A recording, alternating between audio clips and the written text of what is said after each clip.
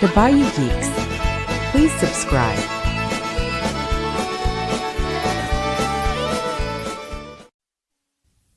You are now about to witness the strength of street knowledge. Oh, we geeking in the bayou, yeah, we live by that code. A blunt in one hand, red beans on the stove. Click, clack, keys and a crawfish beat. Boot up the party with the Bayou Geeks. Got that jam box blasting Creole soul. Spinning hard drives in a gumbo bowl. Fatty says, bitch, we don't do slow. Even our hard drives got a Cajun flow.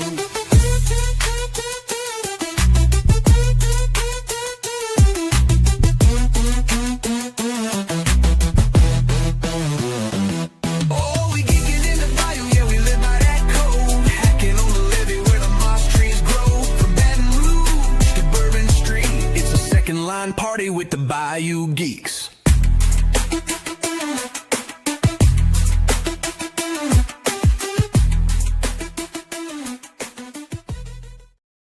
God, that song never gets old to me. It's What's funny. going on, everybody? What's up? I'm sorry, Brian. What's up?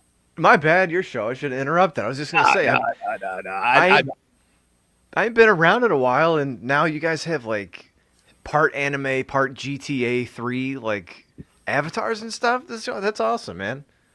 The AI. I can't draw for shit. I knew how to My draw son, stick figures.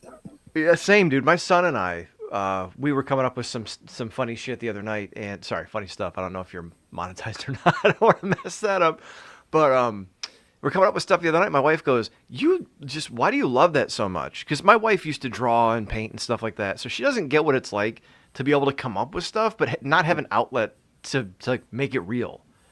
And then when we were done, it was characters based off of different types of soda, whatever. But we were like coming up with different characters. Like Boston Cruller was like a Boston Cooler, and then there was my son wanted to do Cherry Coola, like a cool skater type of dude with a hip hop '90s thing. And so I showed her, I'm like, this is what we're doing. She's like, holy crap. Like, yeah, that's why I get excited, because I can't do that stuff, you know? Yeah, I couldn't draw like something off the top of my head, but if I saw like a picture, especially like a Disney character, which are pretty simple, I could like copy it and draw it on a piece of paper by looking at it. So I was pretty decent at something like that, but like just coming off the top of my head, maybe letters. I used to do letters really good, but outside of that, I couldn't, like I said, I couldn't draw for shit. Yeah, I can't even do that. But like, this is the stuff we're doing last night. That was his idea. Okay.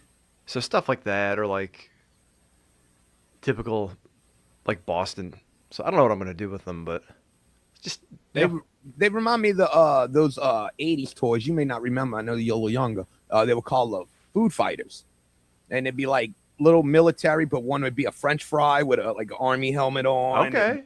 A hamburger, and they were I forgot who their enemies were, like meatballs, spaghetti. I don't know, but yeah, they were like little, almost like squeezy toy figures. Yeah, it was weird. Called Food I Fighters. see him. Yeah, I remember those. I remember these. Food Fighters, 1987. Let me see if I can drop a link in the chat. Maybe not. What's going, everybody in the chat? Thanks for coming out. Who we got up in there? We got Don Stoney. What's up, Don? Rams fan. Yes, I lighted it up a little bit in the dungeon. We got Maximus 420, you know, the co-host or former co-host or whatever. No one really left. I still got him in the intro. I'm just too lazy to change, I'll be honest. Sorry. I know the feeling. Y'all just stuck there forever. Fuck them. Every week, like I want to change it or fix our intro or add an outro or something, and every week goes by, I don't do a damn thing. So I get it too. Yeah, that shit. I mean, when I first started doing it, I mean, it's gotten a little easier. But when I first started, it was a pain in the ass because we used to do it on Zoom at first. And I'd have to go back and edit it and go through it because we had gaps for some strange reason. I'm like, Jesus Christ. And I'd have to sit there, cut it out, put it back together. And yeah, oh God. I was like, thank God for StreamYard. Even though they robbing us. Yeah, no, I know the feeling on that too. But you know, it is nice because I wish I did more with it, and I should. It's just it comes down to time and just like the AI stuff. I hate it. a realistic thing. It's here to stay. It makes my job a hell of a lot easier when it pulls out clips. Although, do you use the AI to pull out clips for YouTube and for social media? No, I go off my brain. Well, already, if I know what I'm going to get, it's already in my head what I'm going to get. I don't really ask for it for nothing. I still like to type it in, you know.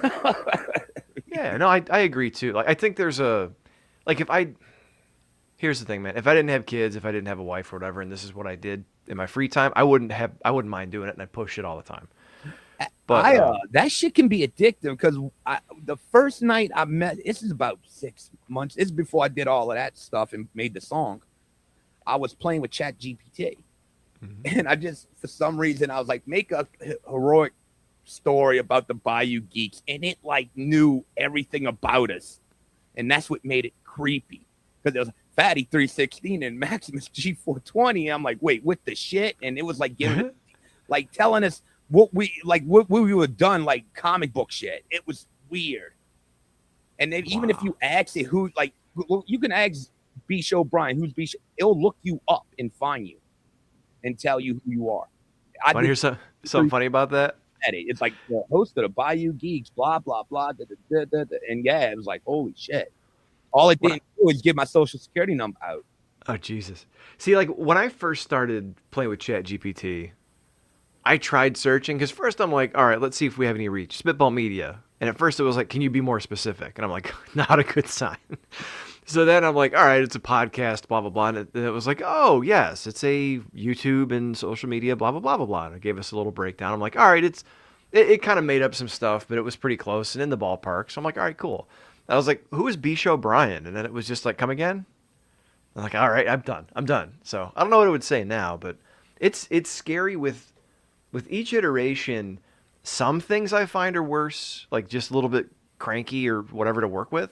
Mm-hmm. Some stuff is just so good though. Like, and like I get people who, I don't know, they say it's not good or it's average or it's whatever, but like, it's like any tool. It's what you put into it. Like you can't just set a colored pencil on a table.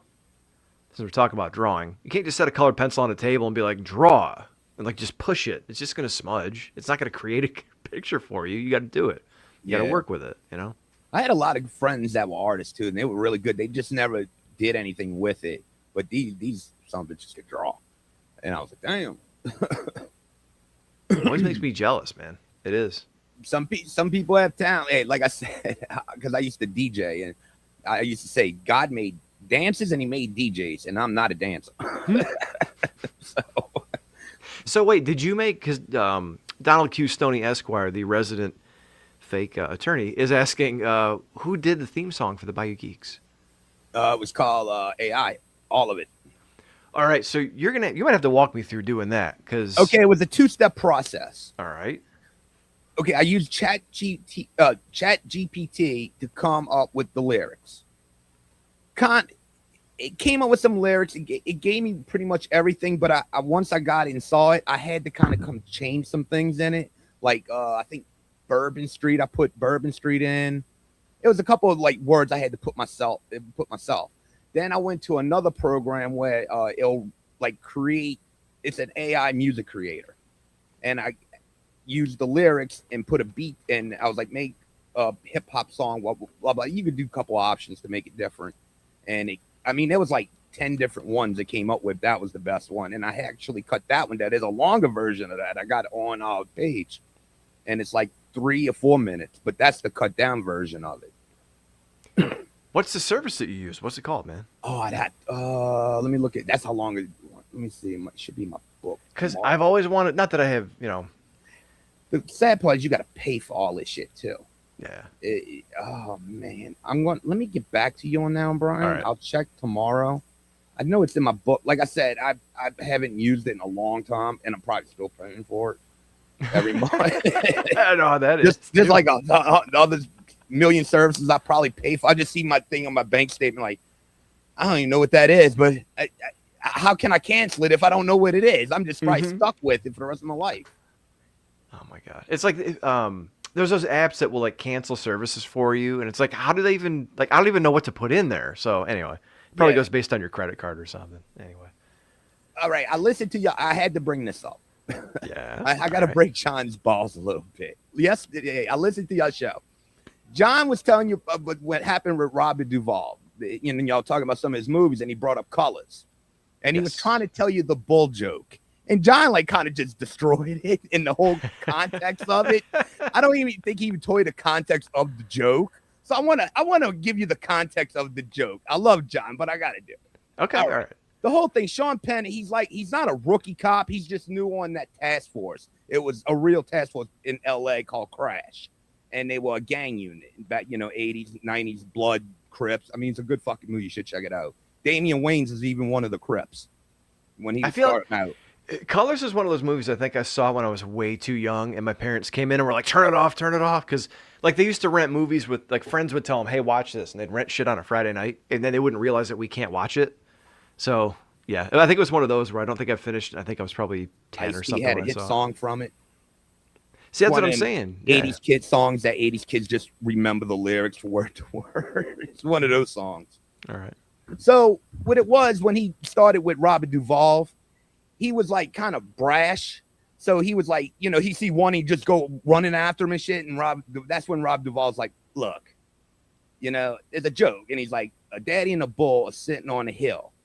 And the baby bull X tells the dad, won't we run down there and fuck one of them cows? And he's like, no, son, we'll walk down and fuck all those cows. Saying, don't kill yourself just to get one, take your time, we can get them all. That was the context of the joke.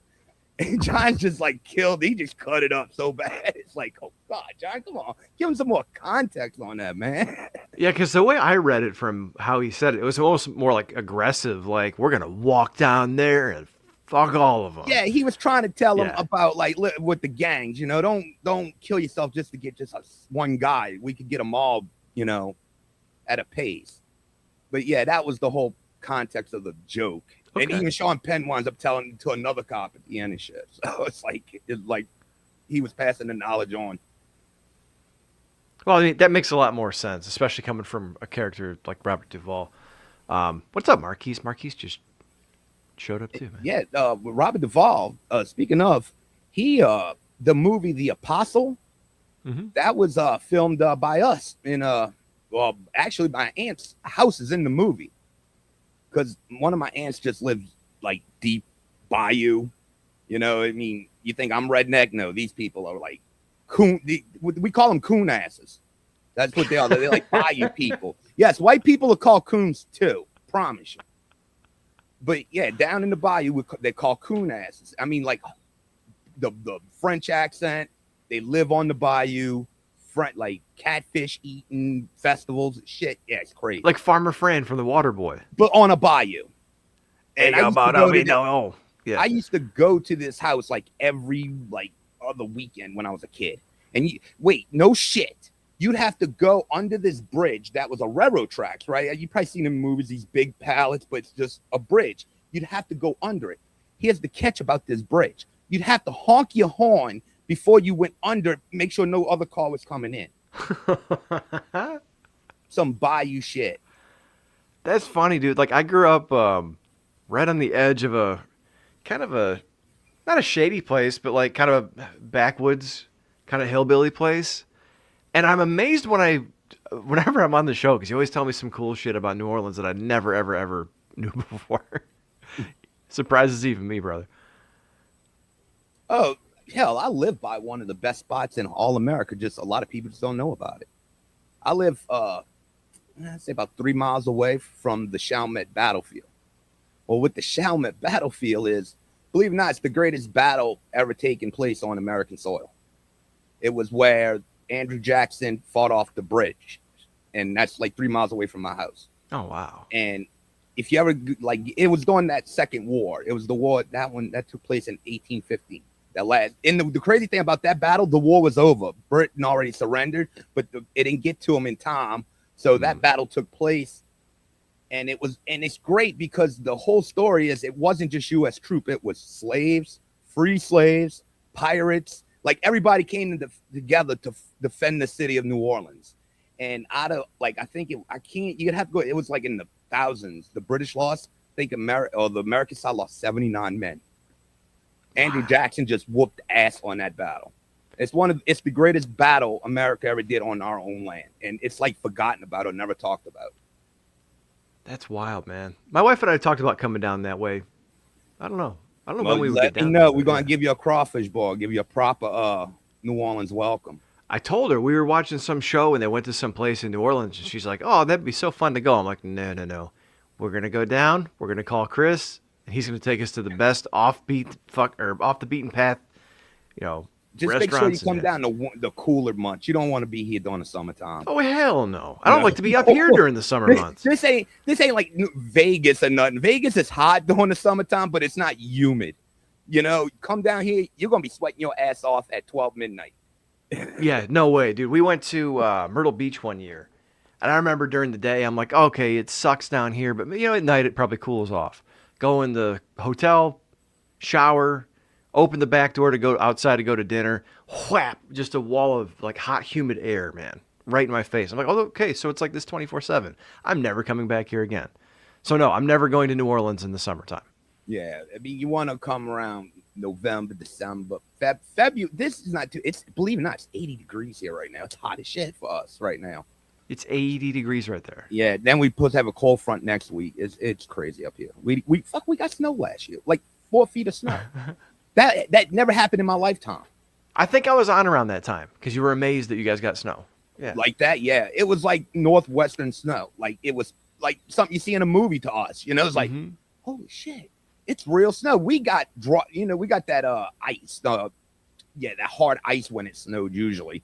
It just hit the ground and it freezes up and becomes slip. No, this shit you crunch it. We were like, holy shit. Well, that's awesome. We could actually build real snowmen instead of ice snowmen. Well, I hope all that stuff's over with, man. Wait, I think I posted this on Facebook last year. I think before the snow. It was like a piece of ice that froze in like one of my buckets. And I posted on Facebook and I'm like, yeah, in the 80s, we thought this was the greatest thing ever, seeing ice outside, because it was like, we didn't see it unless it froze here, we have freezing weather. We didn't see ice very rarely. Only when it freezes during the winter and you see the ice in the, the stilled water around. Yeah. You play with the ice because it's the greatest thing ever, Would you guys have ice ball fights and shit? You're rough. No, it was just like ice that froze like on the ground or something, and you just had these like just pieces of ice, dirty ice. I mean, like I said, we didn't see ice down here. Like I said, just freezes during the wintertime, which would happen 3 or 4 times, but not like snow, white snow, and no shit like that. No, nothing like that anyway. Yeah, we got dumped on. Not as bad as what they got in the Northeast, but shit, what we get? 10, 15 inches or something like that between the last month. Mm-hmm. It just finally all went away, and now they said it's going to snow only about an inch this weekend. But yeah, man, like I can't take this whole weather. It's like 65 yesterday to it's like 40 and rainy and like windy, like super freaking wind because the cold weather's coming in. And then in 2 weeks, it's probably going to be 70 again. See, but y'all built for snow. When we got the snow like that, it was like, what the hell do we do? We don't know what to do down here, But it melted quick. It didn't stay freezing weather, so it melted like in 3 days. Got me a week off from work. Nice. It's like, okay, good. Good for me. And Maximus, he got off too. Good to hear. Oh, let me reply to one of them. Y'all asked about Jamal. Unfortunately, Jamal was incarcerated this week, guys. I don't know what. He went up for something, but we're trying to get him bail. Much love, Jamal. Wow. No, last week I went on that show and I told Gary, I was like, it's Black History Month. I'm doing something. He's like, oh, really? So I came on as Little Fatty X. I had the gold chain on and everything. And Jesus. I was drinking the 40 of Old English. And I did not finish that Old English, guys. I promise y'all. I got a quarter of it done. And I was like, I'm done. But I don't mess with that stuff anymore, dude. Oh, God. Speaking I don't drink. Sheep. I was just putting on a show. I don't drink anymore. I may have like a glass of wine or two during the year, maybe doing for Christmas Eve. But I stopped drinking like 12 years ago. Okay. Because when I went out and drank, I drank it up, Brian. I was a vodka Red Bull guy. Oh, Jesus Christ. I drank that shit for 15 years, dude. It didn't matter what kind of vodka. Just give me the vodka. And Vodka once I Red got Bull. a few in me, I would start drinking anything. I'm trying to remember what we used to do at my buddy's house. I don't think it was vodka Red Bull. Oh shit. Oh, There when was I shot- discovered that in like 2000, what was it, 2004? That was it. That was It my might new have- drink.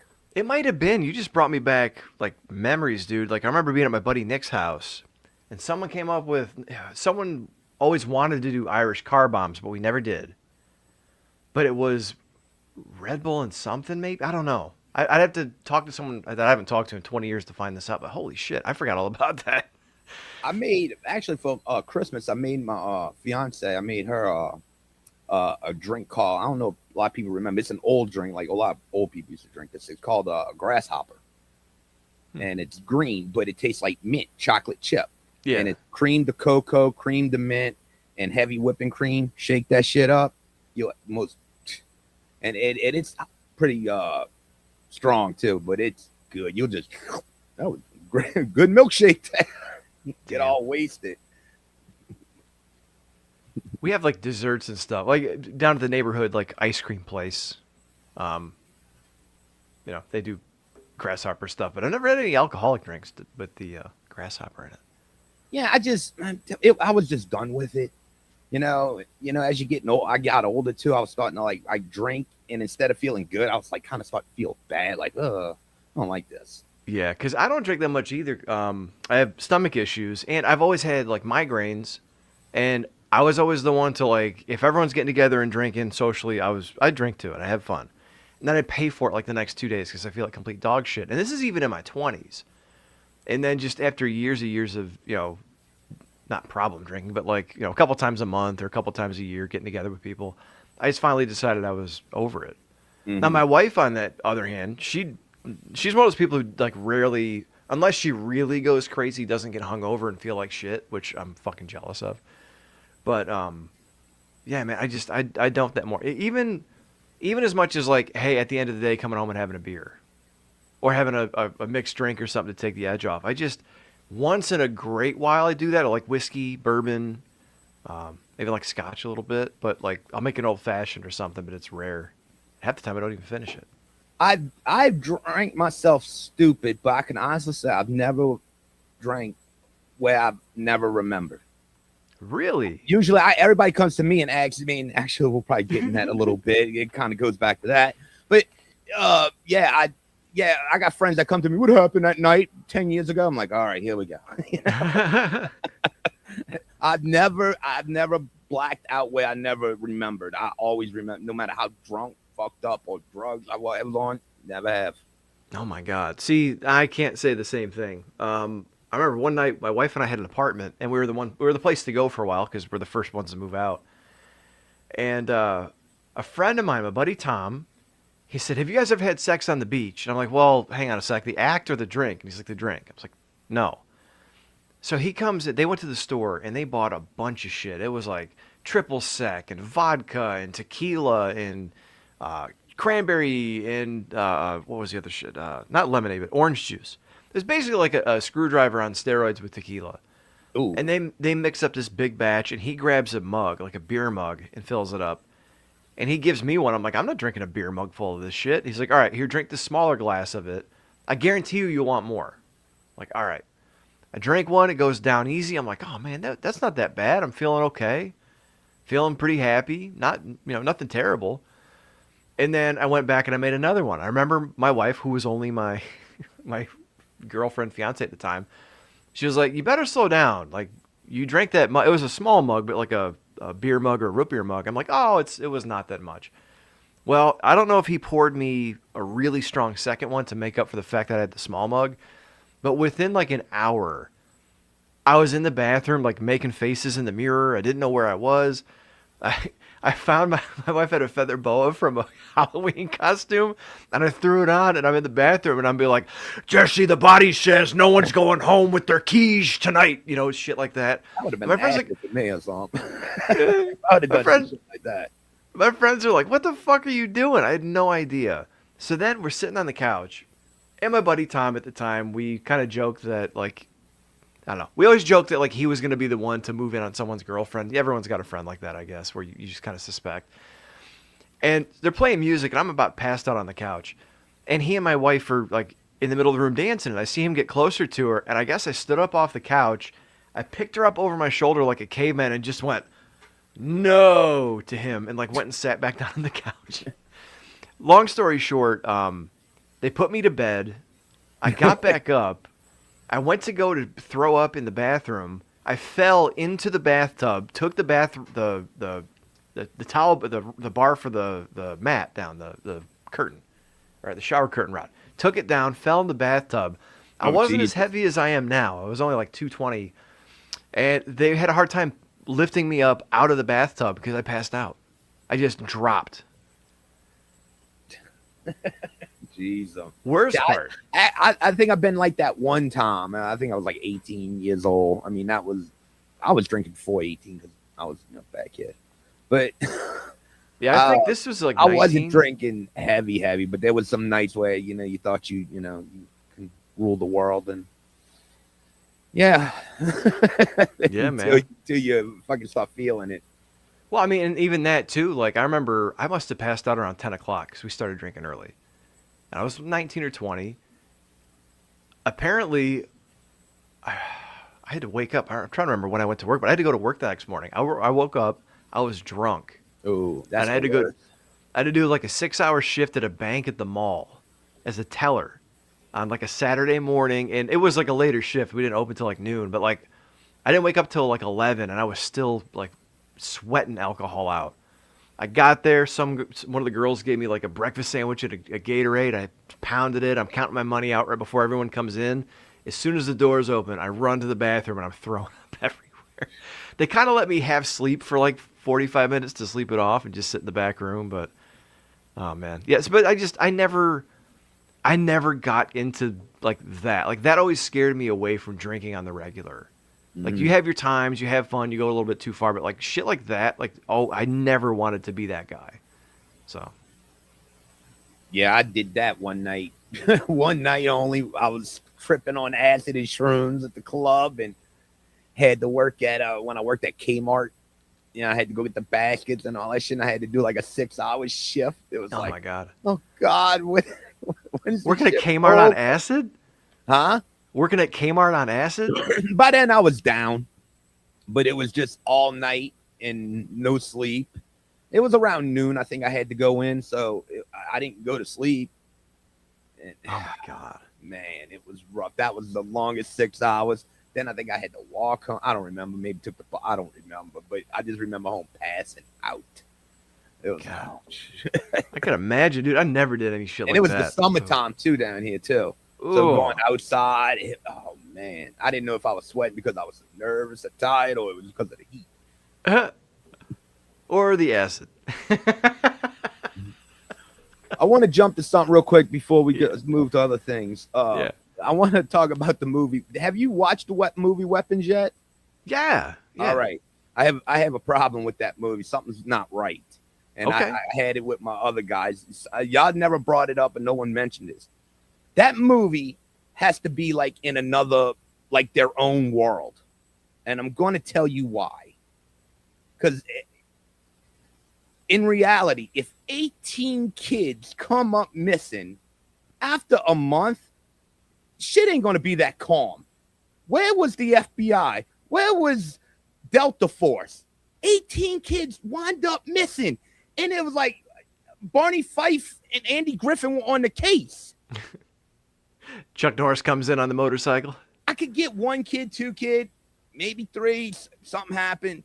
18 kids. The president, this is going to be national news. The news is going to be everywhere. But it was like after the month, no one gave a shit. That's my first thing. Okay. Second thing, the cop. He goes to the house. The cop car sits outside for almost 24 hours. 1, no one notices this. 2, he didn't check in. He's a cop. If they don't check in after so long, they have to go looking for him to make sure nothing ever happened. Now, 24 hours just goes by. No one gives a shit. 3, all them cars have GPSs on them. That car ain't moved. Something's wrong. That's my other thing. And my third thing was I had an issue with old boy at the very end. He takes his kid and leaves. as a father, I'm like, come on, children, come with me, let's go. And me, Gary, and Chris were arguing this. They were like, oh, fuck that. He just took his kid and got out of there. I'm like, but no, man, as a human being, I'm taking all the kids with me. Maybe they wouldn't have moved. That's debate. I mean, we don't know that. We just have to assume. But I'm just saying, it was just like he grabbed his kid and got the fuck out of there. Leave the other kids behind. They're not missing. It's just, I feel like that they're in their own like world and they're isolated from everything else. So I won't say you're wrong because I see your points. And yeah, of course, there's logic and plot holes because if they didn't have logic and plot holes and that shit was filled, then the movie wouldn't be the movie. But however, the point of no one doing anything and the point of the FBI not coming in, a couple of things.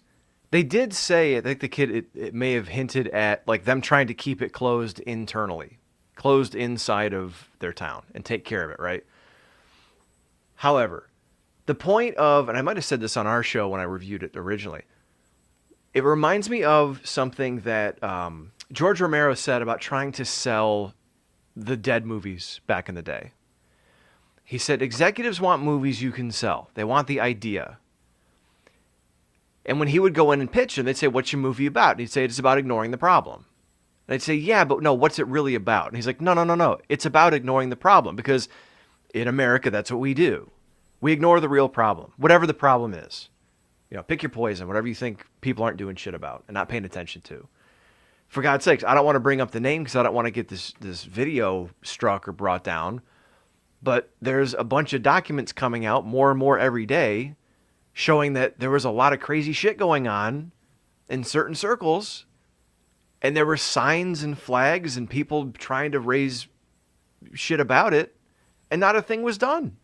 Terrible things. You talking about Epstein? Yeah, I wasn't going to say the name, but like... All that was the real...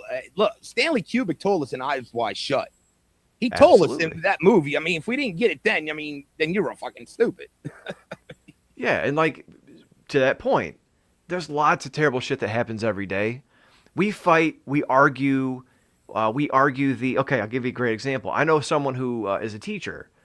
There was an issue with the contract, and people were upset, yelling and screaming about, like, we're working without a contract. And he's like, no, we have a contract.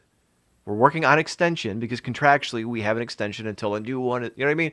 We argue, it's late, so I'm trying to remember the word, but like, we argue hyperbole. We don't argue we don't pay attention to the actual issue. So stepping back at large about the whole, someone would have stepped in and Delta Force would have come in, probably in a real life world.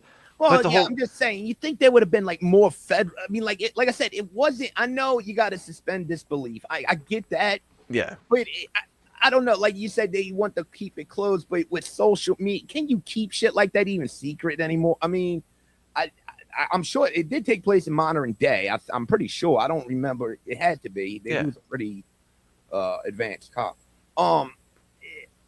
Like I said, maybe because it's the thing we'll talk about. Maybe it's just that I'm nitpicking, you know. Right. But it just, I don't know. I don't know. I just felt like they were in their own world, and they were just secluded from everything else, and everything just took place in this town. Maybe we'll find out that is the case. It's possible, and you know, another thing too is some things that didn't make sense. Now you mentioned him grabbing his kid. He was very. Well, I don't want to say selfish because who knows how you'd feel in that situation, but like he was very soul focused until he realized the teacher could help him, or until he realized someone else was after the teacher. It was like, I'm finding my son. I can't do a Brando, not Brando. What's his name? Brolin. I'm finding my son, and I'm blah blah blah.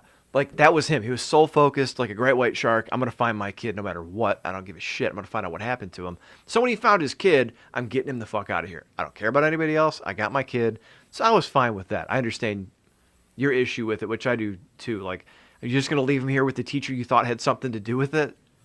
You're just gonna leave him with They leave also. They also leave other clues in this movie too. Those weren't the only ones. There's the maintenance of the house was one of them, because if you look when they show the flashback, the house is all nice. When the old aunt come there, by the time they get towards the end of it, the shrubs, all the papers are still on the lawn. Yeah. That's another hint.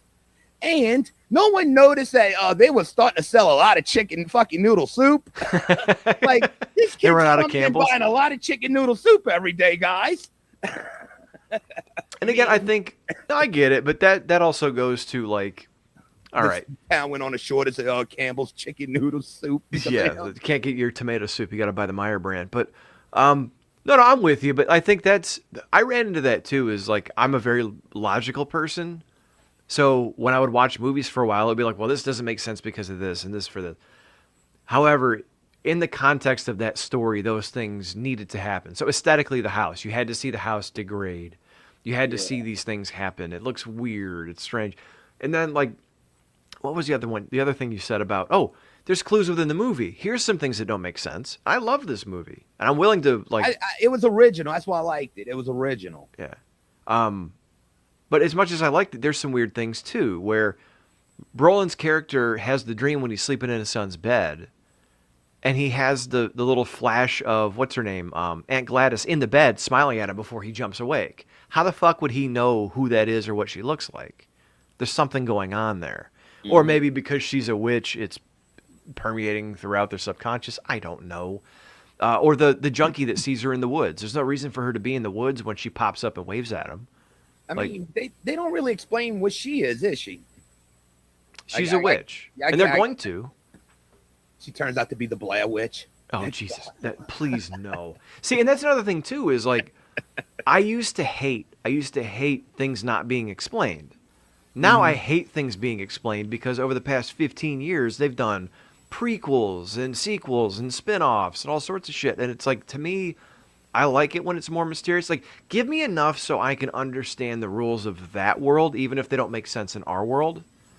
And then I don't need to know every detail. Like, I'm glad Amy Madigan's going to get some more work and people really like what she did. I don't need to see an Aunt Gladys movie. I don't need to, because all I need to know is that she showed up here and this is what she did. I think this would have probably been better as a trilogy.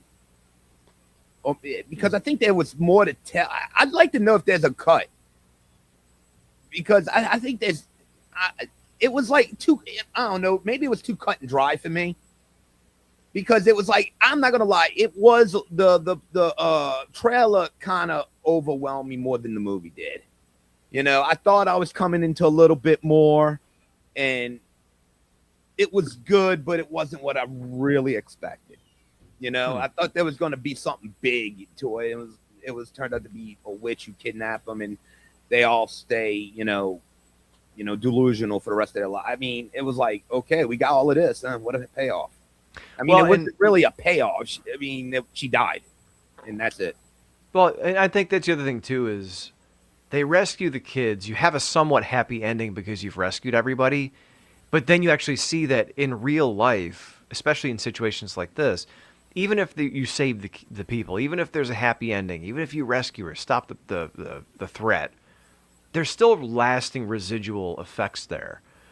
And I know it's taboo because he said it wasn't, but it kind of is about school violence and things like that, because you can definitely see the shades of that in there.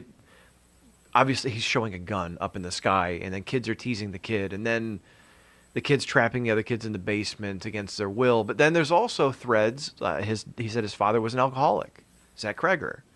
And when he wrote the movie, he was writing about the terrible things and the state that you will see people you love in because of these terrible things that have a power over them that you can't explain. So I look at movies, I hate to say sausage, but like movies are like a super stew where, like, you know, you put carrots in, you put mushrooms in, you dice the onions, you put some meat, you put this or that.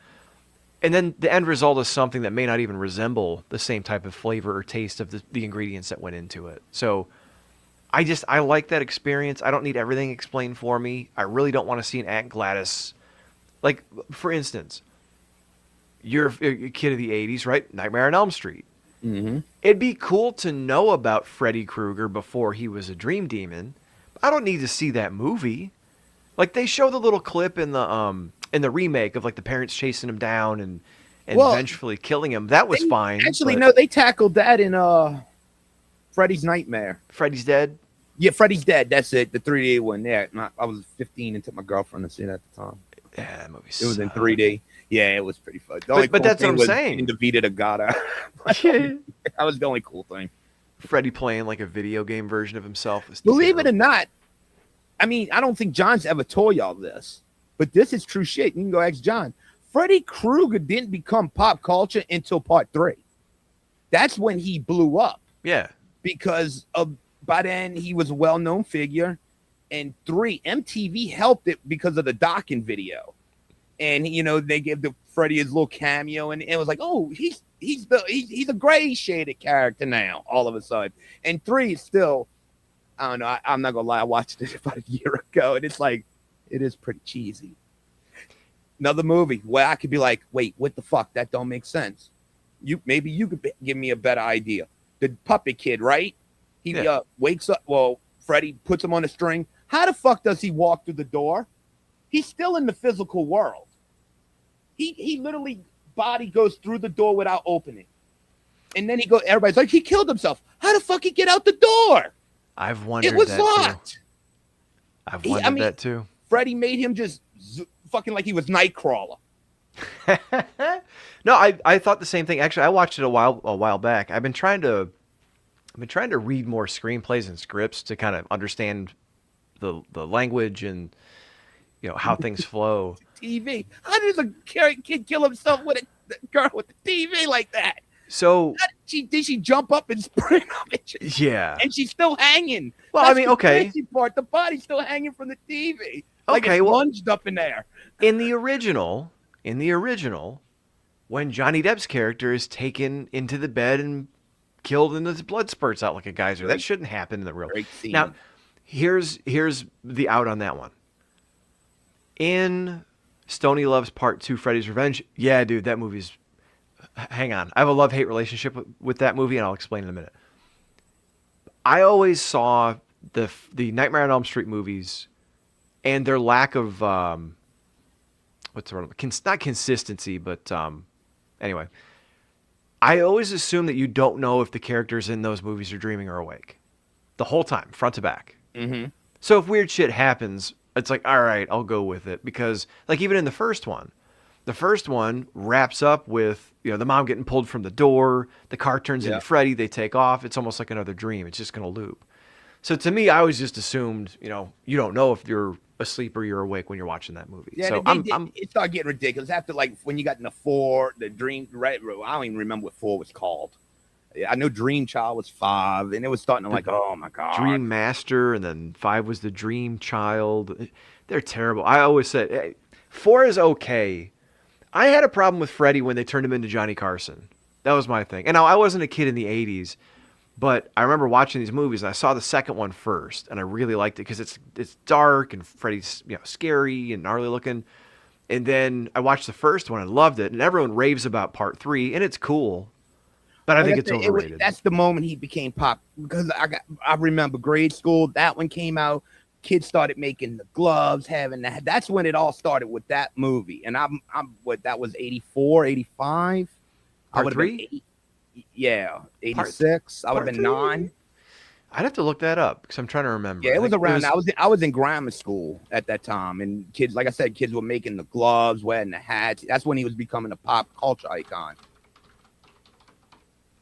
Yeah, was it 84? Oops, wrong. Now, I'm not going to lie. After 3 is my favorite. I would say 1 comes like my third, but you know my second favorite is, believe it or not, New Nightmares. You like I never liked New Nightmares. Oh, I love New Nightmares because it New was Nightmare, different. yeah. They took it into another, like it wasn't about the movie character anymore.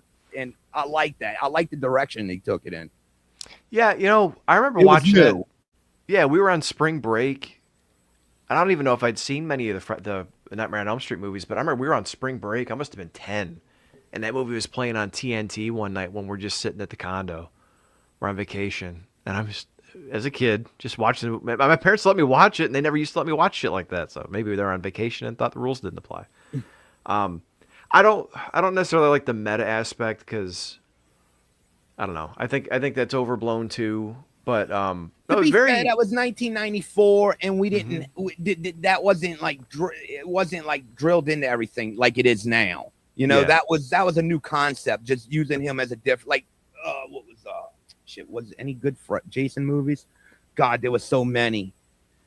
Seven's my favorite. I don't know why. The one with the psychic girl. I dislike that one. The first 7 are solid. There's things you can dislike about them after 4 or 5, but like the first 7 are solid. Anything after that's. Freddy versus Jason, I liked it because it was something new. Mm-hmm. You know, like I like shit in franchises if they try with what was Terminator.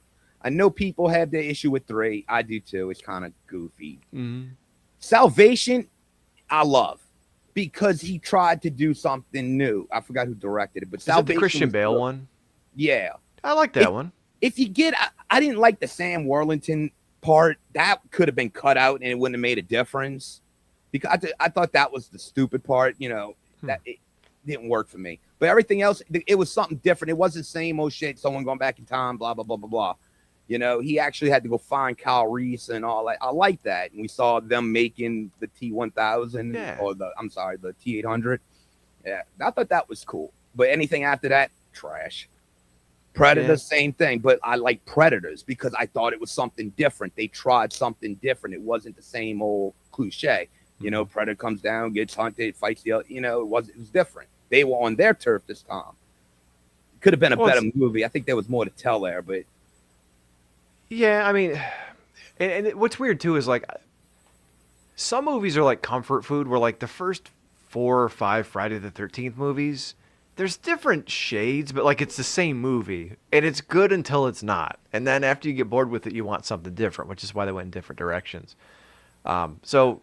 Real quick, Brian, I don't want to interrupt you. I was going to say, the other thing we're going to talk about, you want to just do a part 2 down the road to that? Because I'm kind of enjoying I'm not really thinking, unless you really wanted to get into that. But I don't care. It's up to you, man. Your show. You listen, because like I said, I'm tired, and I want to get into that more, and I don't think I have the energy as now. I'm enjoying this conversation. Yeah. You know what I mean, bro? We're supposed to have a conversation, but you know what I'm saying. Yeah, the minds are stimulating right now. Yeah, no, I get you. Let's roll. But, it's like Predators. I like Predators because it was something different. The new one, John apparently loves Badland. You're not gonna pay me to see that shit because I think the whole concept of the Predator has been lost. The Predator was not meant to be seen as much as it's seen now. That was the whole point of it. You're supposed to try to figure out what the hell you're fighting, but now it's just like it's just there now. Well, here's the difficulty with that.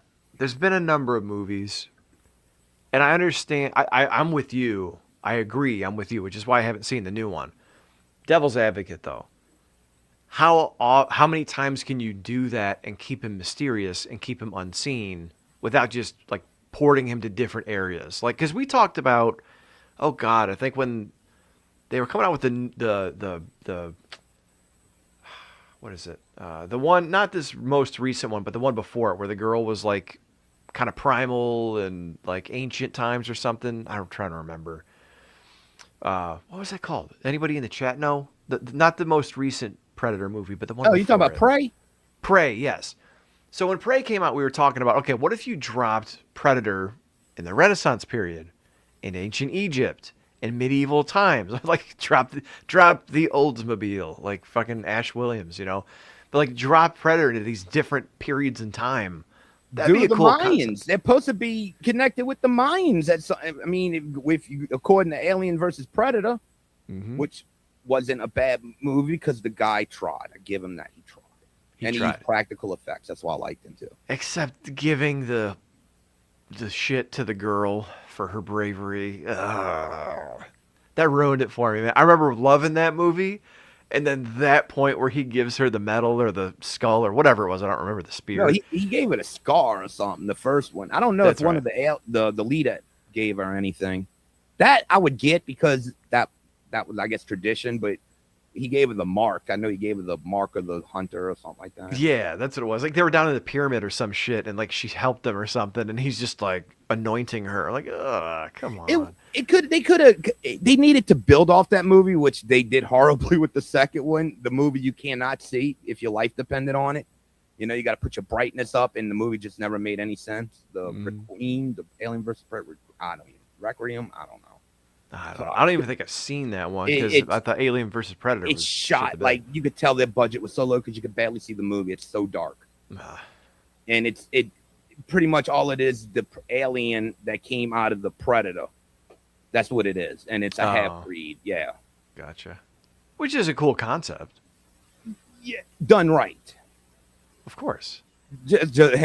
All it was from Alien 4, that human alien. That's all it was. That's one of my favorite parts.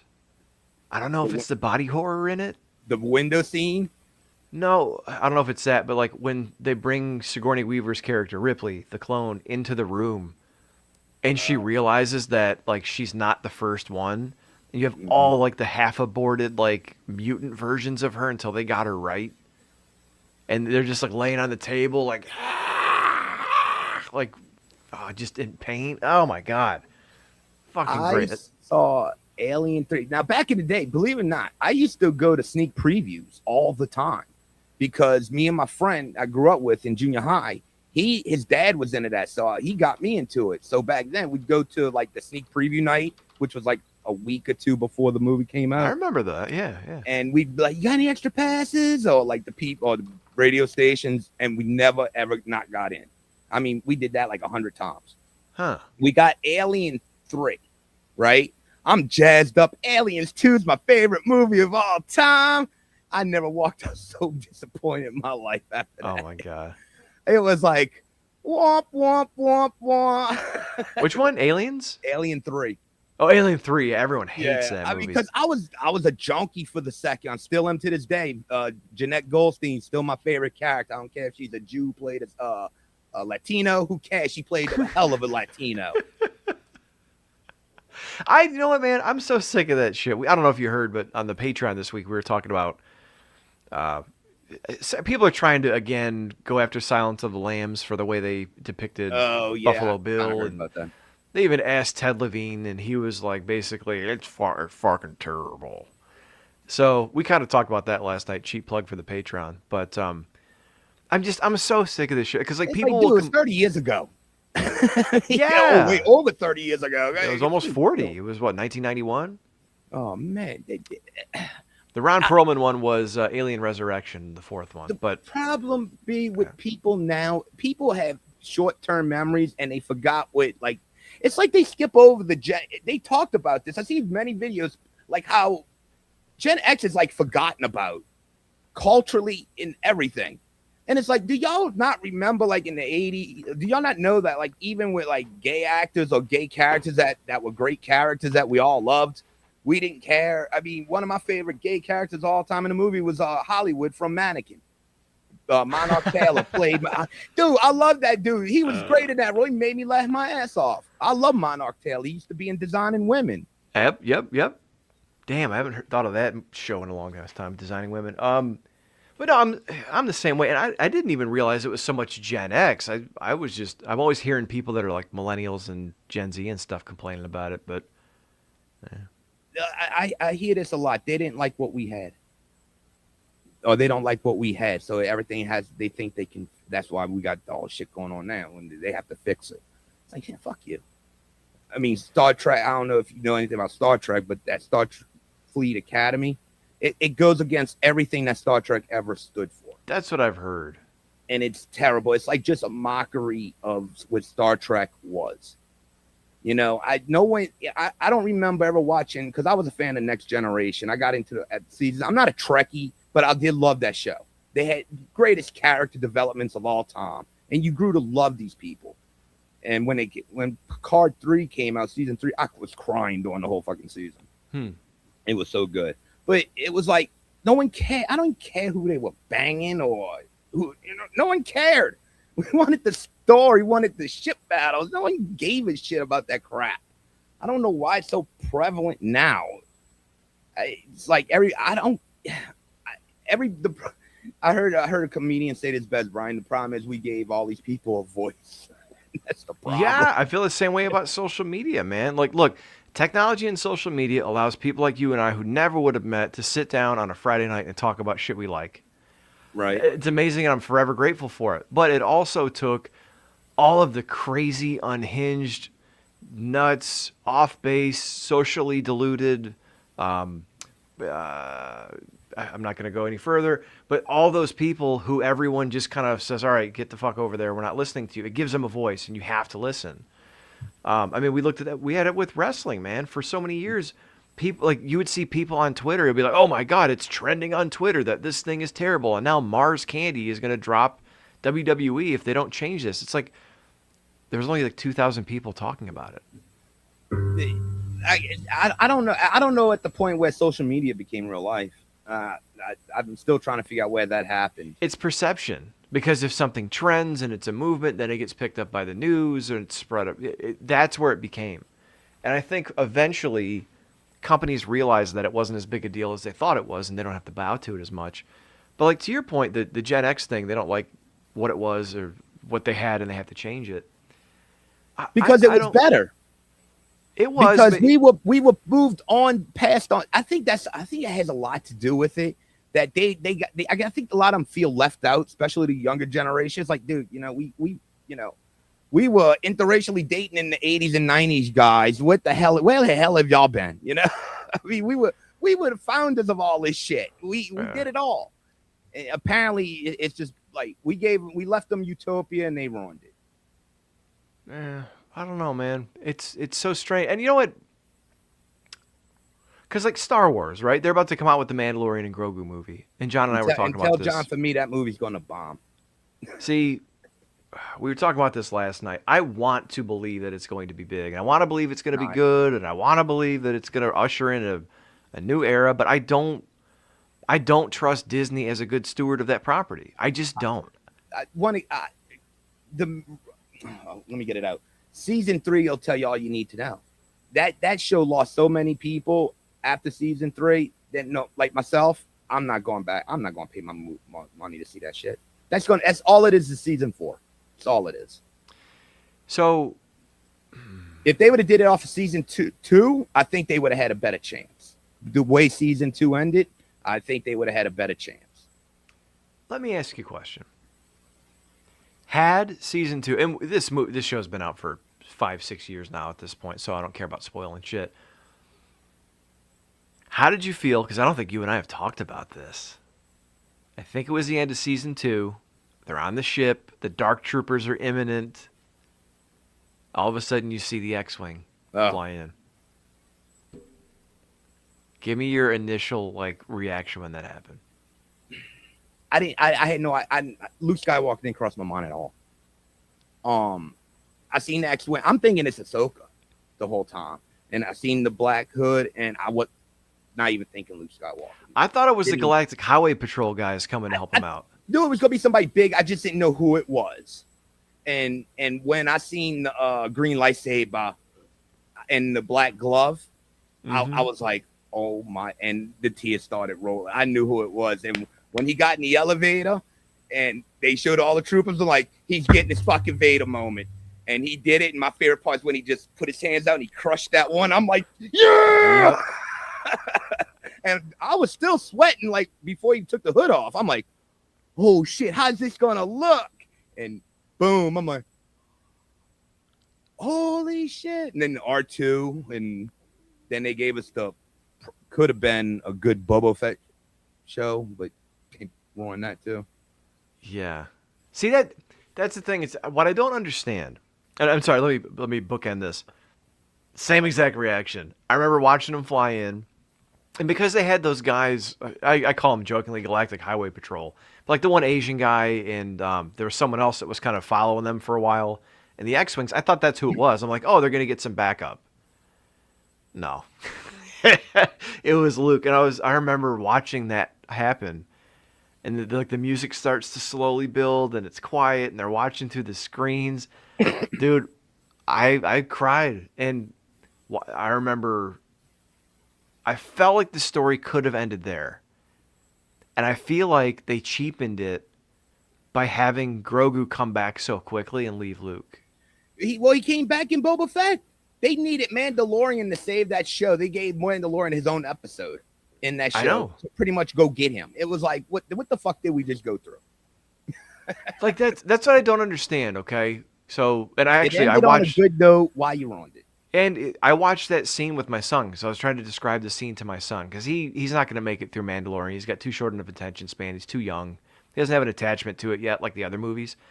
And I showed him that scene, and like Luke Skywalker is one of his heroes, and he watches that. He's like, "Wait a minute, this is after Return of the Jedi?" I'm like, "Yeah." And he's like, "But how'd they do this?" I'm like, "Just watch, just watch." And he like saw it, and he's like, "No way, that's Luke. That's Luke. No way." Loved it. And I'm sitting there crying on the couch, and my wife looks at me. She's like, "What are you crying for?" And I'm like, "It's a guy thing. You're just not gonna understand." I know like, some people didn't appreciate that. I mean, like they want, like, I mean, I know you follow Neurotic. I've been following Neurotic for like 15 years now. Yeah, almost since he started. And I don't look at it like it was great. I'm looking at least that's not the last thing my last image of Luke is, unlike the Last Jedi, where he force killed himself. No. But that's the guy who beat Vader. No. That's Vader the important part of it. Yeah, that's true. But no, that's the important part of it and I think that's what made it so special to me. And then sharing that moment with my kid is like the Vader moment in Rogue One, which I think is one of the greatest Star Wars movies ever made. I'll throw that out. It's definitely the best Disney, and it should. That's what everybody thought. It was like, well, it's not the greatest. It had some flaws, but it felt Star Warsy, Yes, absolutely. Okay, good start. But like they rehabbed Vader, right? Because like in the beginning, in the original Star Wars, Vader is almost like a myth. He's a walking, living myth. He's a bad motherfucker. Everyone's afraid of him. Empire Strikes Back, you see him kind of in action. People are cowering and he's choking. By Return of the Jedi, he's just kind of a sad old man. You see the Emperor's kind of leading him around, all this stuff. But you know what the good thing about that was as a kid? You didn't give a shit about none of that. Yeah, of course. That was Darth Vader no matter what. Absolutely. He can walk around moping, but you know what? Look at the payoff was a hell of a payoff at the end. Yes, and that's what it was about. And as adults, we see this shit differently than we did as kids, so let's admit that. But I thought Return Jedi was the greatest Star Wars movie ever made until I got older and it's like, oh no, that's Empire Strikes Back. See, I always, for some reason, let's see, when did I first see him? I remember growing up with like the movies on TV and stuff as a kid. So I remember watching it vaguely, but then once I was about 10, I think it was about my son's age, somewhere 8 and 10, I went to a Super Bowl party at my mom's cousin's house. And they lived in a nice part of town and had a huge house. So I had like this whole room up because I didn't give a shit about the Super Bowl. And she's like, "Hey, I got any movie you want. Go ahead and watch it. We got rooms upstairs. Just pick a TV." I'm like, holy shit, this is cool. And I'd never seen The Empire Strikes Back. I'd seen Return of the Jedi on TV. I'd seen parts of Star Wars because I don't remember them playing Star Wars on TV when I was a kid. Instead, like USA Network would play stuff, and I remember like Return of the Jedi.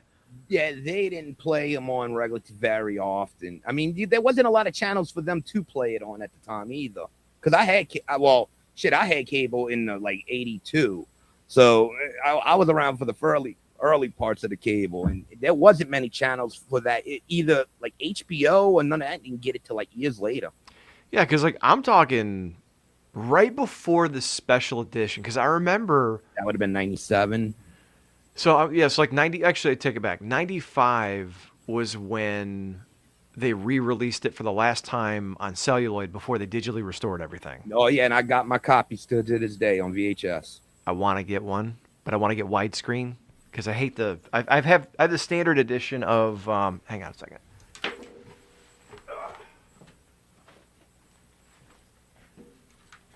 I've got the special edition, but it's like the full frame.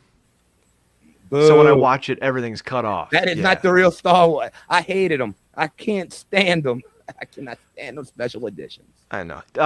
But it's okay. So you can't stand the special editions. Have you ever looked into the despecialized ones? Have you checked those out? To be fair, I like them with their actual deleted scenes in it, not their CGI scene. Outside of the thing blowing up, the Death Star blowing up and everything, that was fine. But like when they put the CGI into a movie that was made in 1977, it just looked weird. Yep. You shouldn't have put the Jabba the Hutt scene in. You should just cut it all out, period, and left it. Now, to be fair, when I was 10 years old or whatever, when these came out in 1997, 10 years old, this was the shit. We bought all the toys because they remade toys through Hasbro or Kenner or whatever it was. So like, So yeah, like again, it's that weird thing where, and John and I talked about this with Shaw. I think with Shaw, he might not have been there. Like we talked about John Cena and his legacy. Like to us adults, he was kind of okay, he's kind of a wiener. But to a kid, like my kid watched John Cena's retirement match and became a fan for life. And he's like, Yeah. yeah, so like same thing. Like, look, we're movie snobs when it comes to stuff like this, for because we grew up with it. But it's still amazing, and I don't understand. And I'll get to Rams fans' question in a minute. The thing that I don't like, and I can't stand or understand, and maybe you can explain it. I don't know about the Disney Star Wars stuff.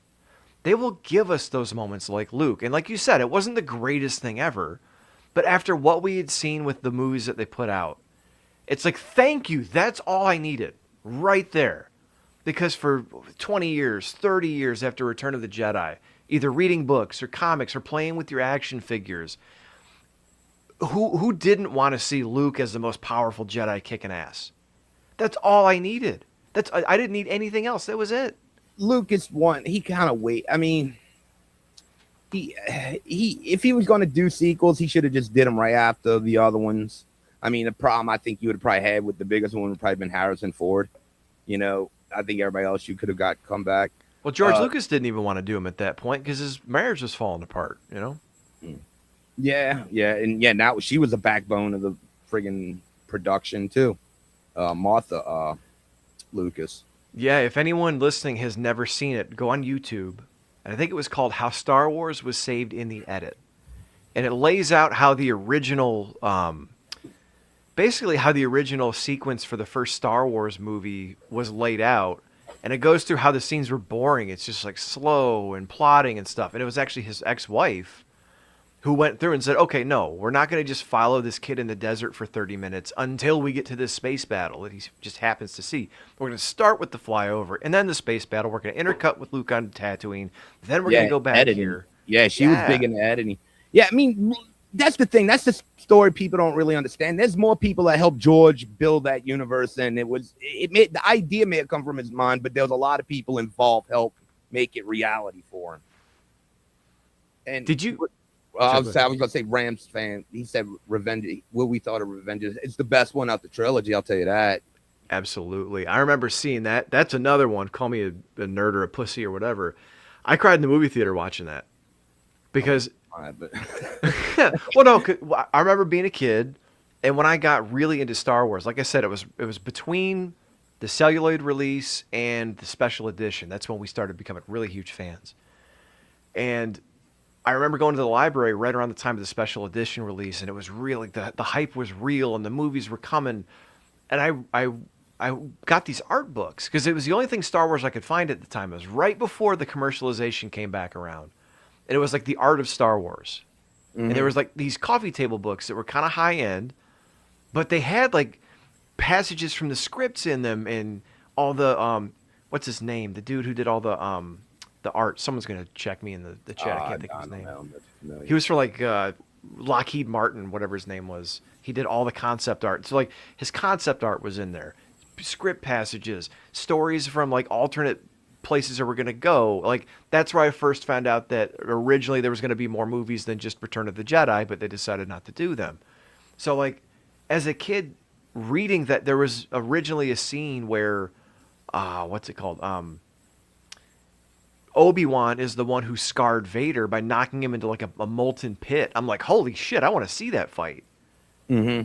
So then these movies come out when I'm in high school, and the first one was Second one I thought was really boring until I saw it. That was a kid movie. George was trying to market to the kids on that first one. Ain't the two ways about it. I mean, Pepsi sponsored that. I'm not gonna lie. I remember when trailer was announced for that Phantom Menace. It was huge. Mm-hmm. I mean, like people were buying tickets just for the movie. It was airing before, just to go watch the trailer. And back then, we actually downloaded on our 56K modem that took us, let's see, for a 2-minute video, about an hour to get. Yep. And with all the pixelation. Dude, that's why whenever anyone tells me that like streaming is too expensive and they're not going to pay, I just sing that old shanty from Jaws. Farewell and adieu to you, fair Look, Spanish this ladies. technology is not old because we were doing this shit like 25 years ago on our computers. It was just the internet speed was just fucking horrible. Yeah, and it's great now. Like my kids sometimes will ask me, they'll be like, "Man, do we have to really pay for this?" I'm like, "Well, we don't have to." And they're like, "Wait, what?" Like, I'm not going to tell you where or how to get it, but there are ways you can get this stuff without paying for it. It's not exactly legal. Well, Brian, since you showed me something in your collection, I'm going to get old man on you real quick. Okay. This ain't my original set, but I actually owned this set as a kid and played the fuck out of it. This is how old it shows you I am. The cassette tape with the storybooks. Oh shit! I had the book, but not the cassette. Okay, I know that book. I know that well. Yeah, I had the tape till like I was 20, and I don't remember what happened to it. The books just kind of fell apart over the years, but I wore the fuck out of that original tape. Yeah, and it's crazy because if you listen to it, it's not like the original cast at all. No. It's like when they did the Star Wars radio drama. Yeah. Because the first time I'm listening to it, I'm already and what the fuck? And, because I didn't know nothing about that back then, so it's like, what the hell? He didn't sound like that.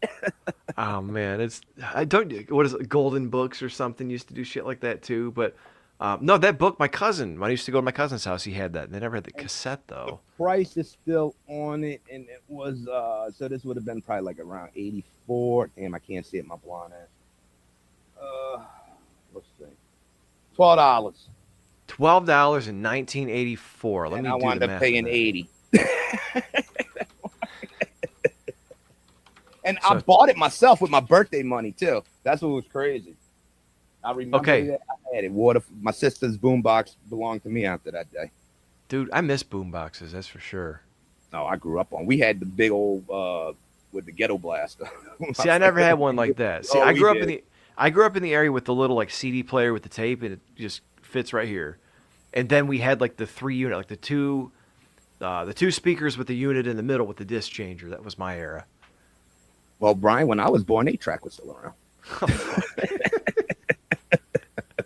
To this day, I have not figured it out yet. I still don't understand 8-track at all. I don't either. It wasn't just. I don't know if it's program one had so many songs, and I don't understand. I guess you could go to each program and go to that's part of the. I don't know. Maybe an older guy in here than me can answer that. I've played them before, but never really understood it. I was young. My dad had 8 tracks left over, like sitting next to his record collection back in the day, but he never walked through how to do it. He always said it was a pain in the ass, and he hated them. Now, records were still around. Records lasted longer than freaking 8-track.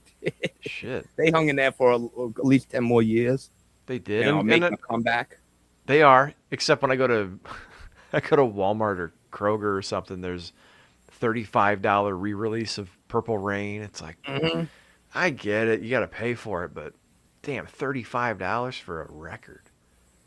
My old lady found me for Valentine's Day, Master of Puppets, Metallica. Oh, yeah? Yeah, an original. And I was like, oh, can I open this? No. Oh, see that? I love that, dude. I love going to a resale shop and finding something vintage because, it used to be you could go to a record shop and buy something like that for like $5-10 because no one was going other than like music heads.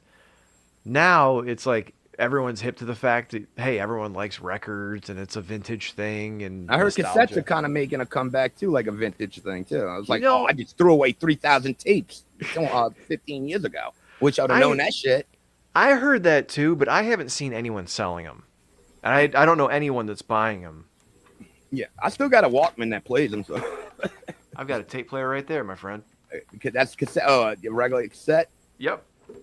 I just threw them all away. I had like all the classic horror movies on VHS, and I just didn't want to carry all this shit around. So when me and my daughter's mom split, I threw that shit in the dumpster. You could open a Blockbuster with I threw in the dumpster. God damn. See, that's the hard thing too, man. When I was young, I remember when I moved out of my mom's house. I moved in with my wife, girlfriend at the time. You do the same thing. It's like, this is never going to be anything. Or the toys, dude. We kept a lot of stuff. But there's stuff that I look back on now that I see people collecting and post on, TikTok and shit. And it's like, wow, I had that. I wish I would have hung on to it because not just because it's worth something now, but like John and I have talked about this offline. There's something about, and I'm sure you know this because we've talked about the Transformer stuff. There's something as an adult about being able to buy or afford the shit you either couldn't afford as a kid or the shit you had and you loved as a kid and you don't have now. That rediscovering that shit, there's something special about that. Most of the shit I never had. It's the stuff I wanted that my parents, I mean, I didn't come from, my brothers and I like to tell me we were middle class. We weren't middle class. We were like below the middle class line, you know, right before like poverty, but not poor. You know, we had cable, but my dad rented our house. We didn't own our own house. Okay. It was shit like that, you know, and I didn't have Jordans or no shit like that. We shopped at Kmart. I've told this story many times. I didn't get Transformers. I got Go-Bots. Mm-hmm. You know, and if it was a Transformer, it was some like wrist radio or some stupid shit like that, you know. But everything I bought on my own because I never owned. Now, there's a few things I actually did have, but nothing major like I have now. It was all the shit I wanted. Yeah. And the one thing I always wanted, I'll never get the aircraft carrier for G.I. Joe. You and John, dude. That thing was legendary, bro. That was the toy of myth. I promise you. Because there'd be kids all day long. I got the aircraft carrier. Prove it. No one could ever prove it. And it's crazy because I remember going to the department store and I would see it. It'd be in a box that was about yay tall. Yeah. You know, about this wide. And to think how much it was back then is not much. It was only $99. Now, if you want that in the box in that condition, it's going to be around $10,000. So, not to pull the curtain back a little bit. Yes, okay, $99 in 1984 would be, and this is a weird thing about inflation. It's not the same, but $99 in 1984 is the equivalent of $300 today. I could believe that it would be the equivalent of a toy costing $300 today. However, it's skewed because money was not as scarce, I guess. But also different time, different era, because toys was at probably its all-time height at that period of time, especially in the action figure world. You know, action figures now are made for collectors. Let's be real. They're not, kids don't play with toys, because if they did, you would see commercials all day long for toys like you did when we were kids. You know, you don't see no toys. I mean, that's what cartoons were for. They were commercials for toys. Yeah. In between, you know, and cereal and more sugar shit, and that's all it was. Consume. I mean, I remember at one point I collected Rambo had action figures because they had a cartoon, so they had the Rambo figures. Yep, and I at remember first those. they came out, they were like $6, but after a while, a lot of these places would put the shit on sale, so they became. I mean, these figures were big, accessory guns, $1.99. I collected the whole collection, got the base, $10. I mean, because I was going there with my allowance or the money I earned and go buy a figure for $2. Mm-hmm. Or, you know, we were slick. We take the little on sale green stickers and go put them on something else and be like, yeah, this G.I. Joe was only 99 cents. You know, and high school girls like, okay, 99 cents. Oh, my God. I hope the statute of limitations is out on that one. There was no cameras and the shit back then. We get away with that shit back then. We changed so many prices, and them girls didn't give a shit. They're like, oh well. It was like a Kmart or something like that. Man, we used to hang at. Jesus Christ. My cousin had the Rambo ones. But no, man, it's funny. Every time I always tell John, one time he was like, you know, the one gift I always wanted was the aircraft carrier. Sick, bro. And I was like, you know, because I've been friends with John a while. I was like, you know what? If I ever see one and it's not bad, I'm just going to like first 50th I was looking, and then now he's coming up on 55, and I'm like, yeah, maybe I'll just get the aircraft carrier. And I looked on eBay one time, and the complete set, like you said, with all the pieces, like $10,000. I love you, brother, but not that much. Yeah, if I would suggest, if anyone ever wanted to do that, like as a build it. I mean, buy it from scrap. If you could find like some of the stuff, you know, just do it from scratch. Buy pieces there and there. Don't try to buy it in a whole, because that's where it's going to burn you the most money. And the worst part is it's trying to find a good hull, because a lot of those hulls were like very, very flimsy. Mm-hmm. And that's a lot of problems what a lot of kids had, was that hull finally breaking. And there's ways you can go on YouTube too, that they'll show you how to make a wooden hull so you can use the deck and everything. Yeah, this thing is nuts, dude. I'm looking at a Oh, it picture of was it right thick. now. It was really 5 feet. It's the toy of myth. It's the toy of myth. Everybody said they had it. No one could prove it. Never See, seen one outside of the box. I'm trying to figure out what the '90s equivalent of that was because I can't Tickle think Me of. Elmo. No, everyone had that shit. Oh, Jesus I was Christ. working at Toys R Us when that craze hit.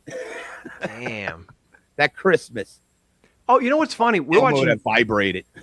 Yeah, we're watching Jingle All the Way over Christmas holiday, and my kids didn't believe me that people would get that crazy over the latest in-demand toys. And I was trying to show them news clips of the Cabbage Patch stuff from like 83 or 82, whatever it was.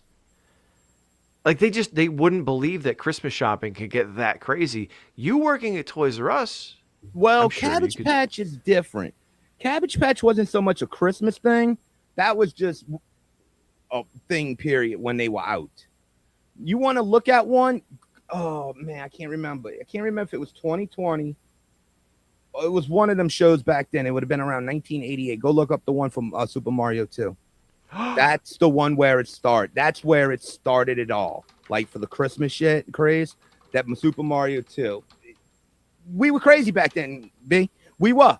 Fucking Super Mario 2. We lost our minds for a video game with Mario.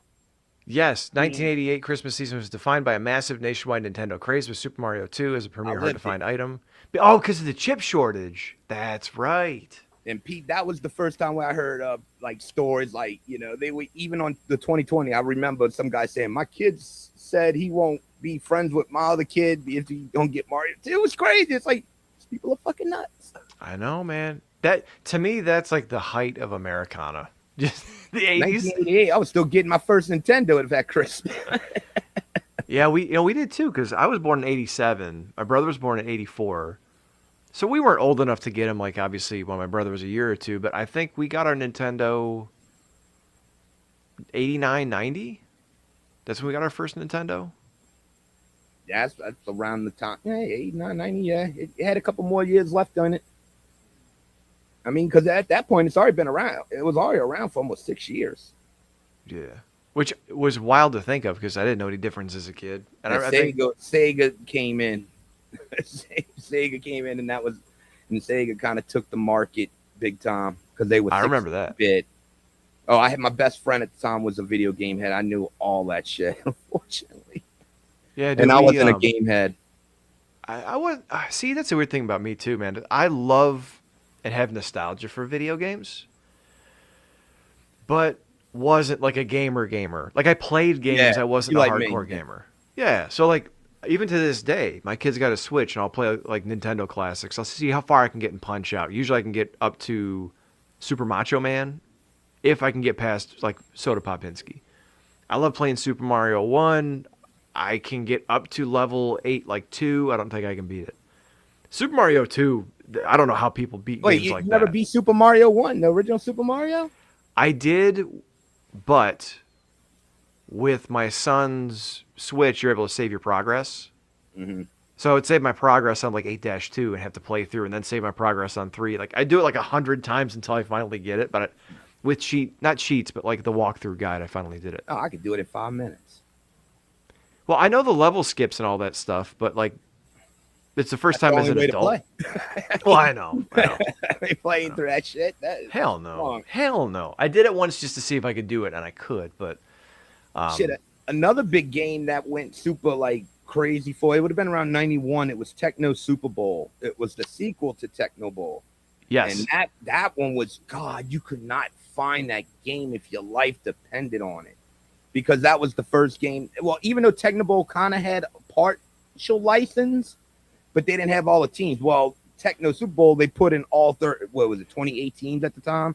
I remember that too. It Yeah. actually keep stats, seasons, player's name. It was about playing as my Saint shit. I was like, hell yeah!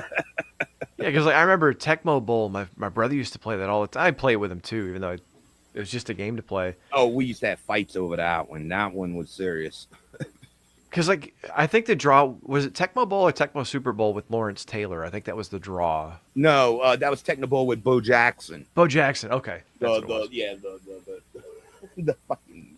I don't even know what that's saying. The bull. You couldn't tackle him. Yes.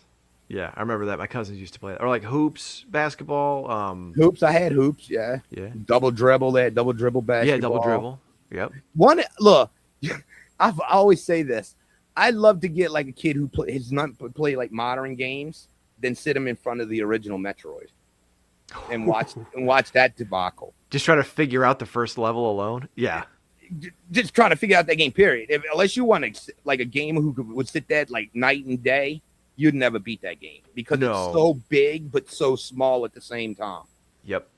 My son, because he has a Nintendo Switch, they have retro games on it. If you belong to the Nintendo package or whatever, you can play these old games.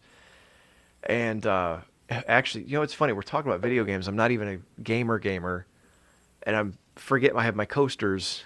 There's Super Mario 2. Mario 2. 3. Beat that one. Zelda. God, Zelda. That's another one. Donkey Kong. Yeah, I had them all. Metroid. There we go. Metroid. There we go. I think Duck Hunt's the last. Or Excite Bike. Oh, yeah. I love Excite Bike. Dun, dun, that was all arcade games, too, before. I remember all of them games in the arcade. Yeah, dude. See, I go back, man. I don't feel it, but I do go back. Doesn't it feel like when I think back, I just saw, I was talking about this with John and the guys one time. I made it's very stupid, but it was fun for us. I made a movie in high school with my friends for a class, and I wanted to watch it because I haven't watched it in a long time, but I don't have any drives because no computers come with CD drives. But I finally got one, and I watched it yesterday, and yes, it is as bad as I remembered. What is it? It was almost like a parody, almost like a scary movie, parody horror movie type of thing I did when I was in high school with some friends. Okay. So it's something y'all did, huh? Yeah. It was for a class project, and I can't ever put it online because if I do, there's like 8 people, including myself, that'll never get another job again. But I'm watching this and seeing my younger self and seeing my friends, some of which I haven't seen since about that time. This is 2005, 21 years ago. Like just saying that 21 years ago and seeing these people as I remember them in my mind still. God, that fucks with me so bad. Like we're talking about Nintendo games. And as we talk about this stuff, I'm picturing birthdays and Christmases and all this stuff that goes along with it. But like, does it fuck with you sometimes that you're... Well, considering 21 years ago, you're fucking around with your friends in high school, and I'm evacuating for a devastating hurricane. Okay, touche. Yeah, different memories 21 years ago, right? Okay. All right. I just watched my city get wiped out. Oh, my God. Nah, I get it. Yo, I mean, it's like, it's crazy because it's like, I think back, I'm like, damn, I'm almost my mom's age, or I'm my dad's age when I was born. And it's like, I don't know what it is. It must be something in the water because we don't age like our parents. I didn't age like my parents did at all. My dad looks like 65 when he was 50. My mom looked 55 when she was 40. So it must be like shit we eat now because people don't look their age or act their age anymore. Maybe it's a societal thing, but they don't. I mean, my parents wouldn't have got on done this shit at 50 years old or 49 years old, talking about Star Wars and shit like that. No, and like the most my dad would do is sports. My dad refs for like basketball locally still. He's 65, but same thing. Like I remember when I was about my wife and I, and this is what fucks with us. My wife and I are about the age now that my parents were when my wife and I met. That's a brain buster, dude. I can't put that together. But like I remember when I was a kid, I was in high school. I remember my dad was trying to work out again, or he went to the gym to try to keep in shape. And I guess everyone goes through a midlife crisis at some point. But you're right. I don't remember parents being like us, holding on to youth, holding on to pop culture. And I don't know if it's because like they were caught in this weird hangover from having like emotionally vacant parents to where like it eases up. So like my grandfather, he would watch, but you know what? That's horseshit though. And here's why. This is why I don't understand my parents' generation, the boomers and shit. Late boomers, early Gen X. My parents would do fun things, like they would try a video game, and my dad was pretty cool with certain shit.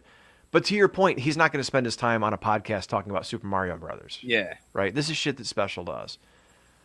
However, my grandfather, one of my greatest memories of my grandfather is we're playing GoldenEye on N64. And I'm like 11, 12, something like that. And we're up in my bedroom, and me, my brother, my cousin. I think my dad was even trying it out at the time. Because we all would, on Christmas is when James Bond would come out. We'd go to the movies and shit. My dad was a fan, and we'd all go do stuff like that. My grandpa comes upstairs because it's a birthday party for one of the kids. My grandpa comes upstairs and goes, "Oh, hey, what are you guys doing?" And we're like, "Oh, we're playing GoldenEye." "Oh, what's that?" "It's the James Bond game." "Oh, I like James Bond. Let me check that out." Took him a few minutes. He was fucking playing multiplayer GoldenEye with us at like 70 something, and we're like, "Holy shit!" Funny story. Yeah, Before my grandpa did. When I got my Nintendo, my dad would have been around 63, so he wasn't interested. How old was your dad when you were born then? 50. My mom was 42. Wow. Yeah, I wasn't playing, bro. I was an accident. No one will ever convince me different. Surprise. That's a little bit more polished way to say that. You gotta remember too, back then they were smoking their fucking cigarettes, drinking their beer. Yeah, I was one of them kids, you know.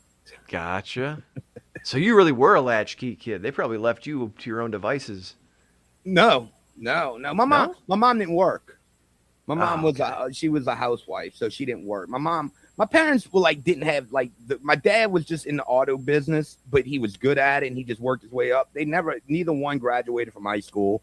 My mom dropped out of like elementary school or middle school because she had to take care of her sisters who were younger than her because her mother died.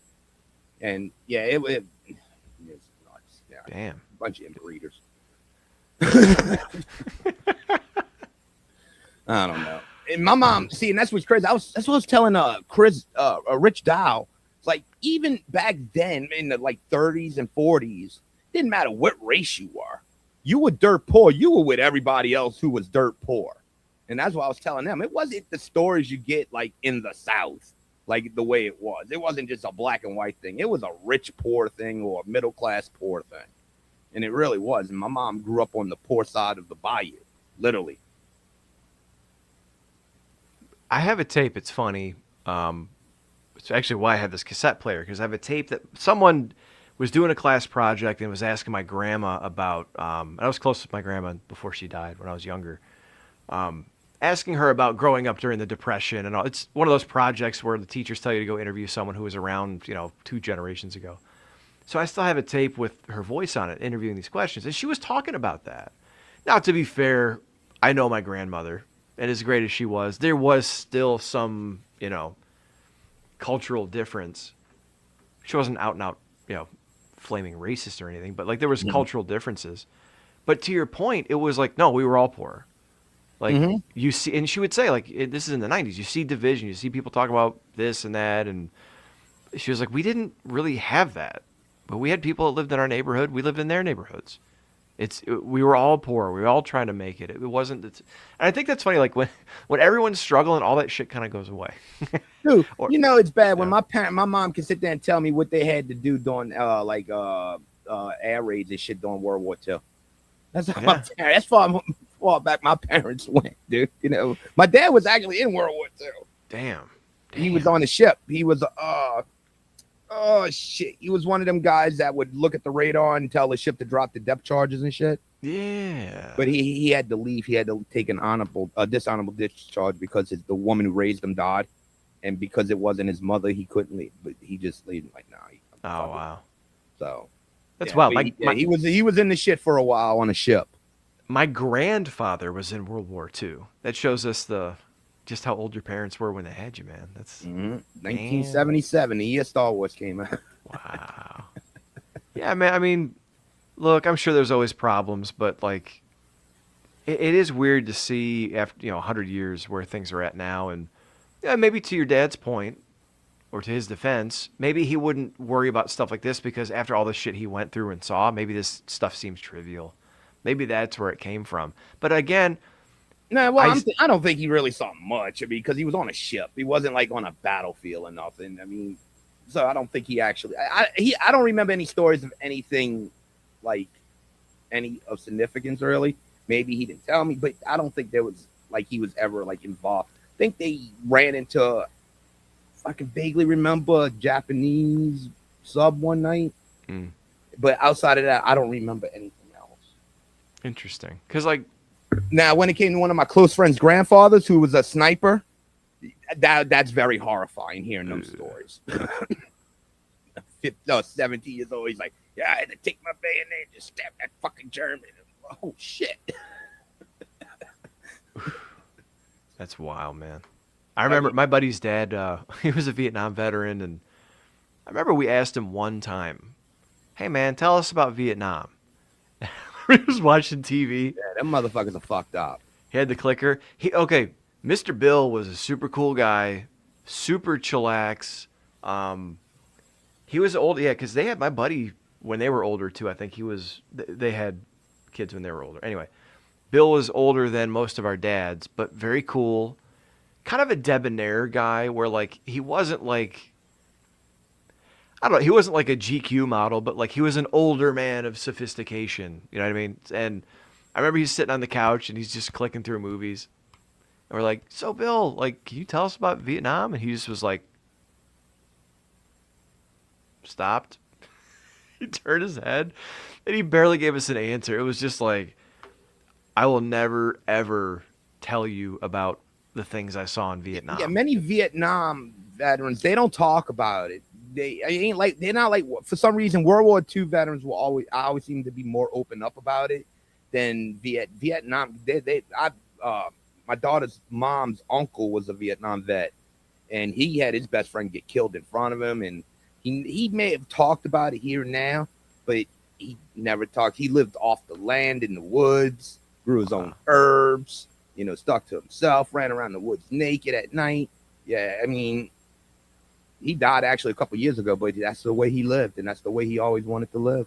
Wow. Yeah, them guys are messed up. I think that jungle really fucked them dudes up. Yeah, and like the rules of engagement were weird between us and Vietnam, and that's all kind of come out now. And then the way that, like, I don't know, they were sent into the jungles to basically do the bidding of, international interests, and then they came home and didn't get the hero's welcome that the World War II veterans got, and that probably fucked with them too. I mean, money. It was all some money. Like sometimes my son will, he's only 8 and he'll see an American flag and be like, I want to go to the army someday, and I'm just like I don't want to. Go ahead, Brian. Go ahead. I was gonna say I don't want to shit on little guy and shit he wants to do, but I just internally I'm like, please don't, just please don't do that. It's honorable, and I don't knock anyone who makes a sacrifice because I sure as fuck. My daughter went in the national good. She got discharged because she got hurt, but she went and it worries you, but I guess I just like, well, it's not my decision. Yeah. And I look at it like she did something I couldn't do. And that like I said, you're gonna kind of go back and forth with it because you're gonna be proud, but then again you're gonna be like all nervous and shit. And ultimately, it's their decision. That's the one thing I learned. Yeah, that's the truth. Yeah, and like they make their own fucking decisions. That's the truth. Yeah, like I've got friends that were Marines and Army Ranger. I have a friend who's a retired Army Ranger, and his kids went into the Rangers, and one's a combat medic, and it's like I'm very careful what I say around him because, like, if you get him talking, or if he sees something and he just starts talking about it, greatest dude you'll ever meet, but he's like Rambo. So, but hey, if your son did join the military, at least he's joining the best and baddest military on the planet. That's true. He ain't joining like some Norway or something. They got like 5 troops, What's the Robin Williams line with a Swiss Army knife? How butch is an army with a wine opener on their knife? Yeah. Oh, what's the old saying? Don't bring a knife to a gunfight. Yeah. Go look at a video on our military compared to the rest of the world. We could fight the whole world at one time, and it wouldn't even matter. We just shipped an entire armada off the coast of what? Where they had tried surrounding Iran right now? Iran. Dude, Shahid could tell us about that. And get a dictator undetected in the middle of the night and get the hell out of there. We're good. I even said that on Facebook. And I don't post political shit. But I'm like, you got to be impressed with that. I'm sorry. Yeah. Come on. You got to be impressed. I don't care who you are. That was badass. And the cool thing is, I talked to a guy in November who allegedly was on SEAL Team 6. Mm-hmm. And what I didn't know is that like they train and drill and drill and drill that whole scenario. Like they build a compound to match what their intel says. That was the Obama. Jesus. No, wait. Wait. Obama administration, but the ones that got Osama bin Laden, yeah. Yeah, but Osama bin Laden. That's what it was. Jesus, the Obama. Yeah, but this guy was telling Obama in that. no. Okay, Osama. Okay. And actually, I think someone at the meeting, we were at a work meeting, and this guy was basically motivational speaking, teamwork type of shit. And someone actually made the mistake, the slip, and said, "So when you guys got Obama," and he just was like, okay. It's just too close. I'm sorry. I know. But no, these guys drill this shit. So like you think, hey, we're gonna go in and get this guy. Hey, there we go. Job's done. Plan was hatched. No. They drilled this stuff. He was telling us how like for a month, I think it was, they built this compound. It was somewhere near Virginia, obviously. And they just drilled. This is a scenario. This is a scenario. Here's a contingency. Here's this. Here's this. So that he said they monitor their vitals or something, blah, blah, blah, when they go and do this. His blood pressure never got over a resting heart rate. Or his heart rate never got over like a resting heart rate. They were just that confident. Well, just because they had done it so many times that it was just operational. So, anyway, yeah, no, much respect to people who suit up and do that shit, because I sure as hell didn't do it. When I was a kid, I wanted to join the Air Force, but it wasn't gonna happen. I would have loved to fly a plane, especially a Tomcat. That was Navy, I know, but I still love the Tomcat.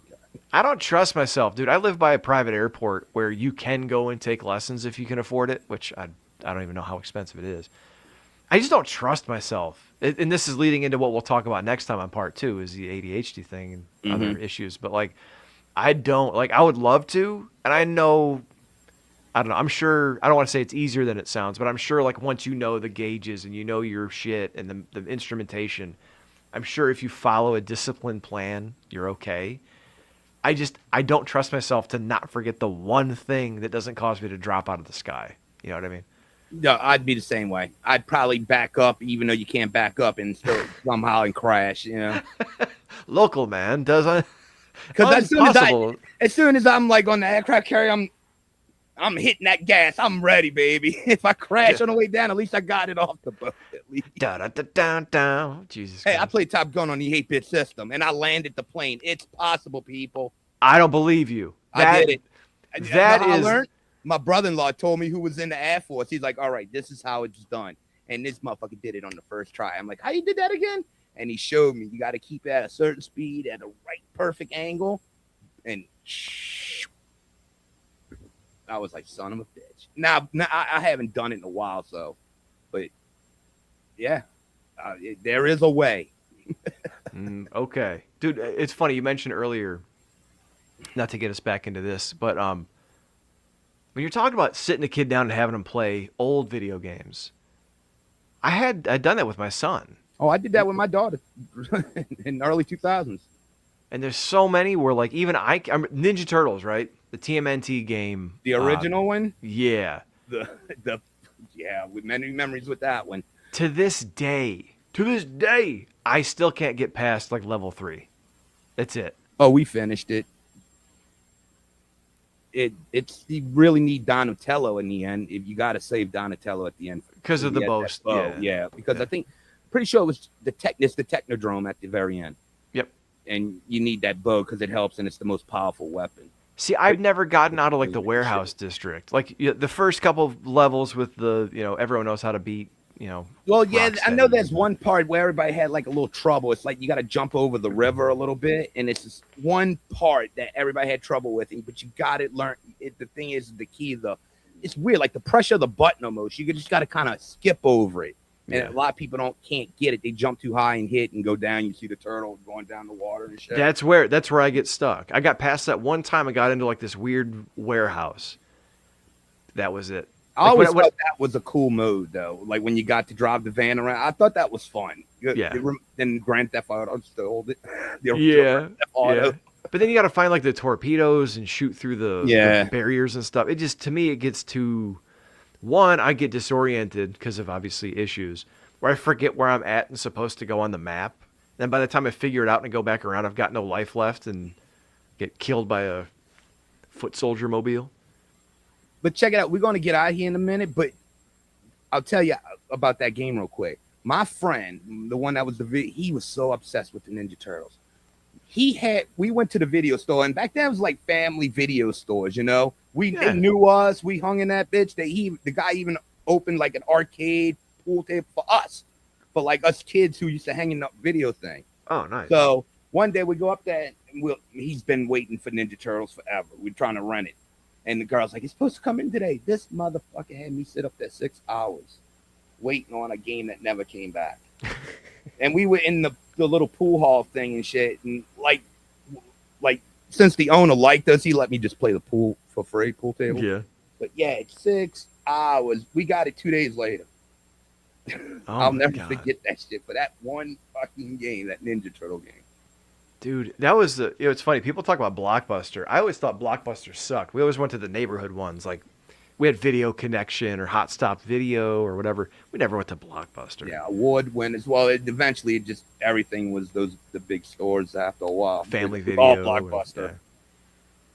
It was called awards winners. That was the one by my house. Gotcha. Dude, I remember when I was in like junior high, I was able to finally ride my bike across town, and I remember so many times going up to try to get like the latest video game, and you drive all the way up there. It's like a 2-mile ride on the bike. You get there, gone. Well, when's it coming back? I don't know. It's supposed to come back tomorrow. Well, can you call me when it comes in? We can't do that because there's other people waiting for it. We tried that.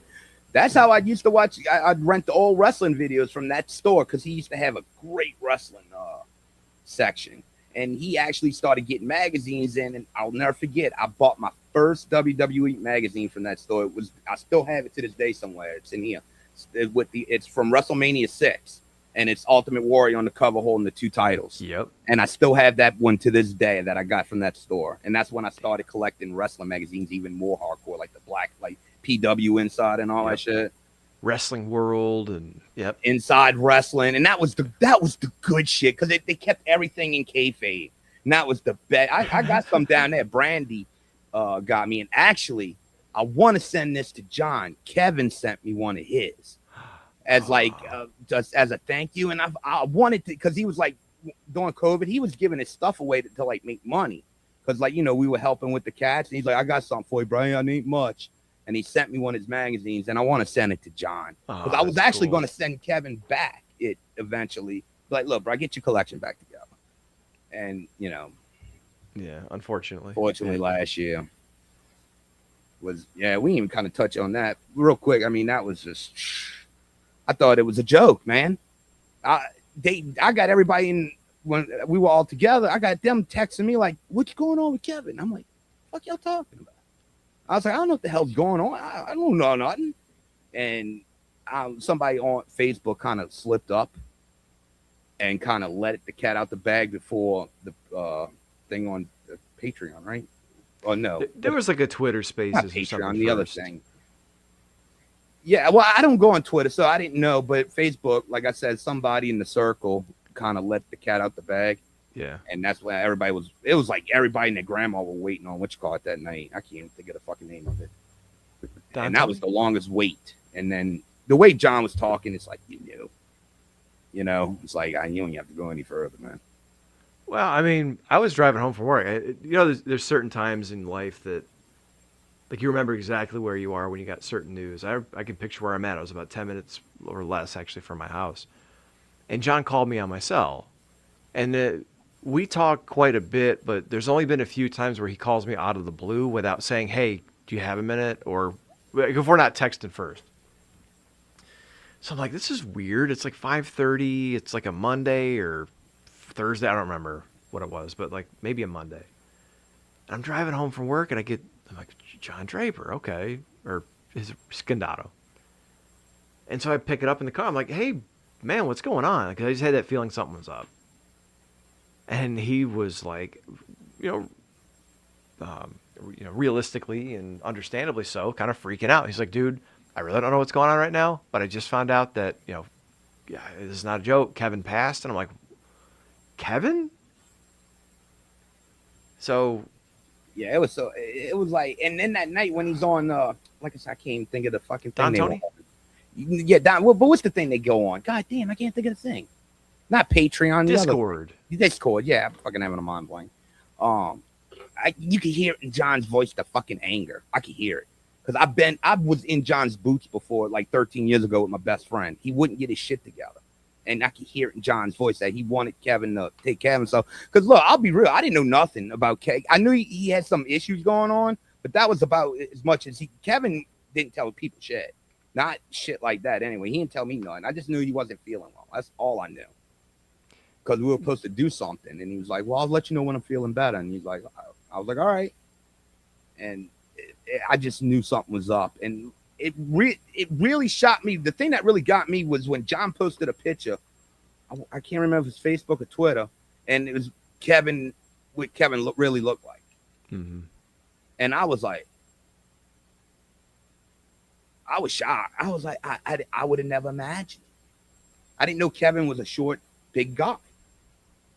And he kept that shit secret. Let's be real. I didn't have no clue. I'm thinking Kevin was like the 6 foot biker looking dude, just because of his voice and his mannerisms. Yeah. And the pictures I did see of him, it was like, holy shit.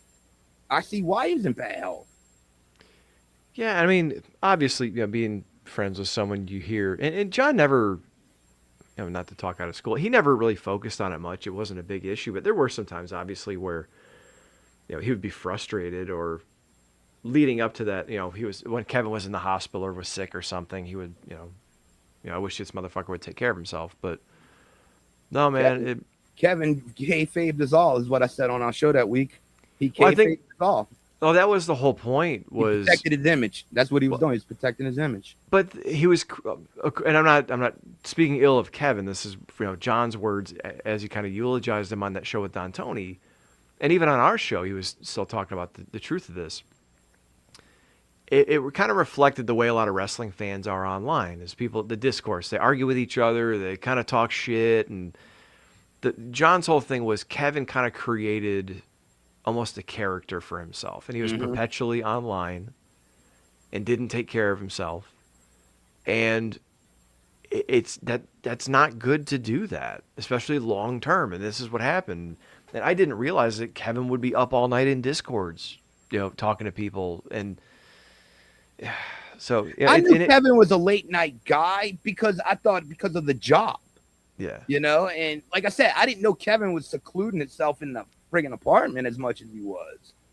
And I was like, what? Oh, shit. I didn't, like I said, he didn't tell me everything. Me and him had our discussions, but certain details. Now, here's a crazy part. I think I said this on our show, or maybe I was waiting to say this to John, but he did, because me and him were talking one time, and I was telling him, I can't remember what band, I think it was, I can't remember the band right now. And he's like, well, and I'm like, I may come up to New York, because if they played in New York, he's like, well, if you come to New York, you could probably stay with me a couple days. And I was like, oh, cool, thanks. But after everything happened and finding out everything, it's like, did he mean what he said? Was he actually going to let me in on the secret? I mean, like I said, I can't guarantee if it would ever happen. But back then he just kind of just said it. Was he, sincere about it? I mean, I'll never know. Well, I mean, the intent might have been there, whether he would have fallen through or fell through. What am I trying to say? I'm getting tired. The intent and sincerity was probably there. Whether or not he would have followed through on it, that's a different story. Exactly. Yeah. And that's why I kind of started thinking, I'm like, I mean, maybe because I'm a heavy dude too. Because Kevin knew my story when I lost over 100 pounds, and I mean that's when I started talking to Kevin, because me and him were talking. I told him, because Don Tony was my inspiration, believe it or not. When Don Tony went on his keto diet and lost weight, and that's when I was listening to him real hard, all of them. That inspired me, so I did the same thing, and I wound up losing 100 pounds. Dude, I forget you go back to the Don Tony, Kevin Castle days too. 2015. That's about when I got into it too. And it's crazy. I never listened to a podcast before except Bruce Pritchard, because I didn't know nothing. I didn't really know what they were. I had my other shit going on back then. Didn't really know. And I heard about Bruce Pritchard. I was like, I got to find out more about this. And long and behold, on my iPhone, for all of me, had something that said podcast on it. And I put that and I listened to everything Bruce had at the time. I think he was up to like 15 episodes. Yeah. And I was like, I need more of this shit. Wrestling podcast. Don Tony, Kevin Castle. And that's how I came across him. You know how I found him? I remember I was, how was it? Jim Cornette was starting to do other people's radio shows. And it might have been before he had his own, but he was doing guest spots and talking shit about his time in TNA and all this stuff. And then there was a channel on YouTube called TV Tracks, T-R-A-X, TV Tracks.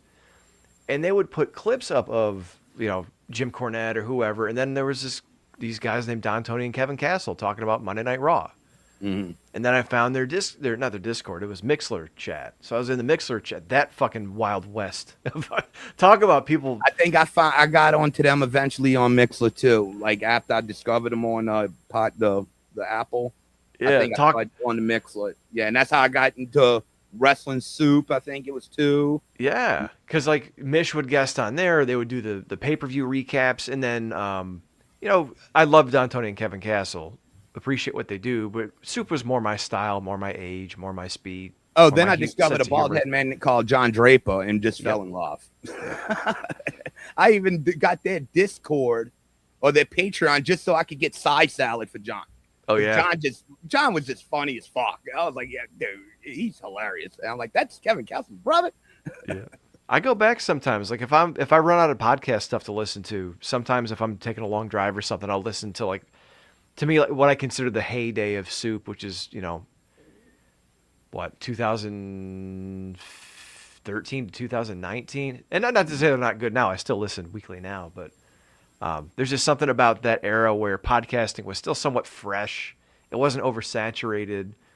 Like, everything in wrestling sucked, so it was funner to listen to people shit on it than actually watch the shows. Like, it just was fun, You know what's funny? After all these successful years, a lot of these podcasts, like, people like Nerdrotic, Geeks and Gamers, then Quarter. And it's funny. They like now they all these podcasts are starting to fight each other now. It's like they're all friends. Now they're all starting to fight each other. They're all getting too big for their britches, and that's the one thing I noticed, like even with Nerdrotic that I was kind of getting upset with because I noticed it was starting to become everything was just live shows. And it was like you just in it for the super chats now. And I noticed Gary has actually gone back to the videos where that's Gary's strong point, you know? And he's done some great shit. I mean, he has. And I've been following Gary for almost 15 years. I mean, when he was sitting like with his little round hat and shit. And I mean, that's how long I go back with Gary. I've actually had communications with Gary like 5 years ago when I first started and gave me some advice. And that was about the extent of our conversation. Yeah. But I mean, I followed a lot of them and they were all starting to do the same thing. And, I know some people don't like Critical Drinker. Hey, some of his videos are fucking funny. I'm sorry. It's just, I like it. They're funny as fuck. I like Critical Drinker. I like Gary a lot. I think he's very talented. I watched Nerdrotic through that whole like Marvel, Star Wars, the MCU era. Yeah. Like, and it's true. We talk about stuff that we like and that's what I was going to ask you, but his passion is Doctor Who and Star Trek, and he goes off on those two. Yeah, but it's like after a while, it just became not just politicized, but like I would watch something and not think it was that bad, and then he would go the fuck off on it, and I'm like, I know we all see shit differently, but like, are you doing this for the engagement now? Like, is that where we're at? That's what I'm not saying that's what it was. That's what it felt like. I don't see no one talking about good shit that comes out, but it's a lot. They do, but not as much as I think the complaining thing's been the money maker for everybody. Hell, even Bayou Geeks kind of got started like that. I mean, I'm gonna be real. But I think it was a thing. I think it's starting to die now. You can't start bitching about everything unless it's legitimately bad, like Starfleet Academy. Can't argue that. Can't argue with y'all. Like, just tear that shit up. But I mean, there's gonna have to be a time where you're gonna have to start liking shit. And I could see Gary starting to kind of revert back into the Gary that before the Friday Night Tights big blow up. Because I started watching them with episode 1 on Friday Night Tights, and it just blew up. I mean, they're huge, all of them now on there now. But I'm glad Gary's kind of reverting back to the old Gary, doing more videos and shit and reviews. Like he's doing a good job with Night of the Seven Kingdoms. See, I have no idea what that is. Oh, Game of Thrones.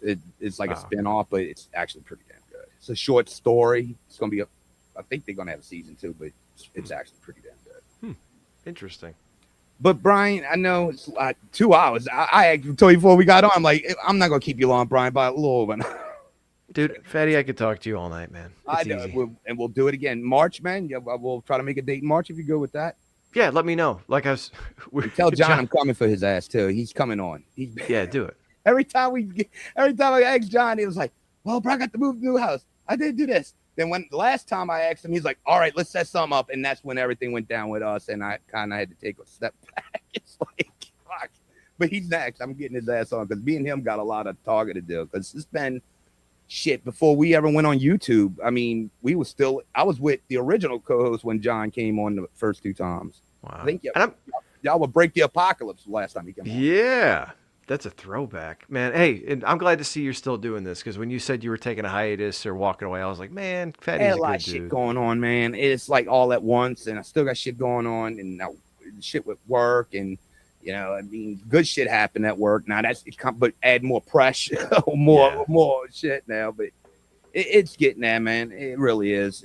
You just gotta take shit one day at a time. When everything just piles on you at once, and what we talk about the next time, it'll all make more sense. I know.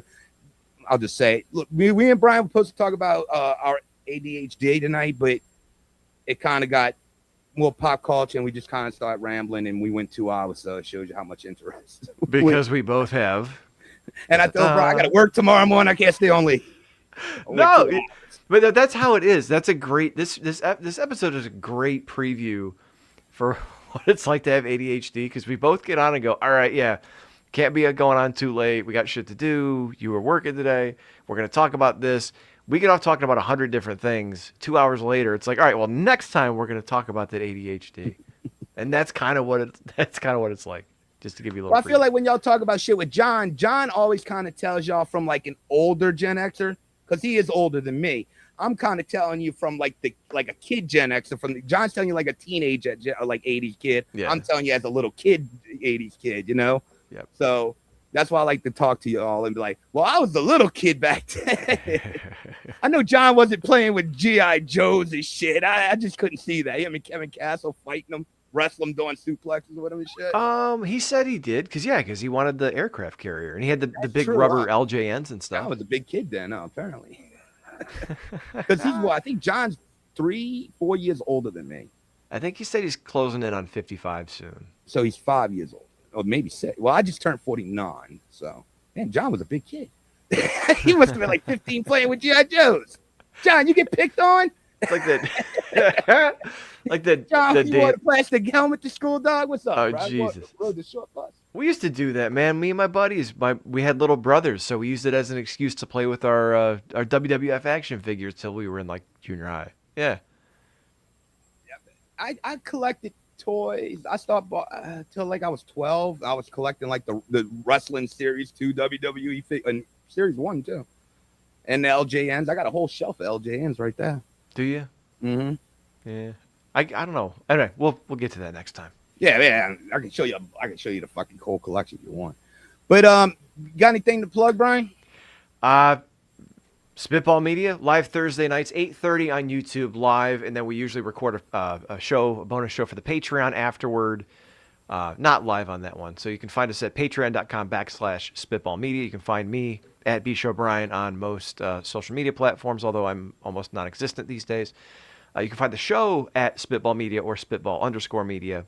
And no, man, we talk about mostly movies, lots of horror movies.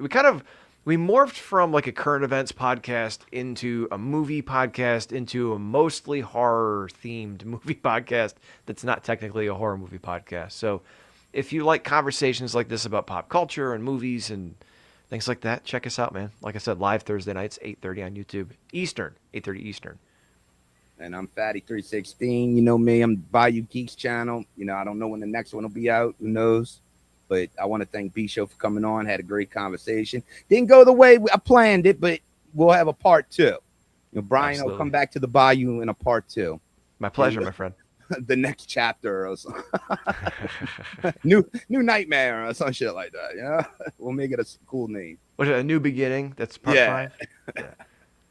But yeah, thanks for coming on, Brian. I appreciate it. You know, give me 2 hours of your time, which I didn't expect at all.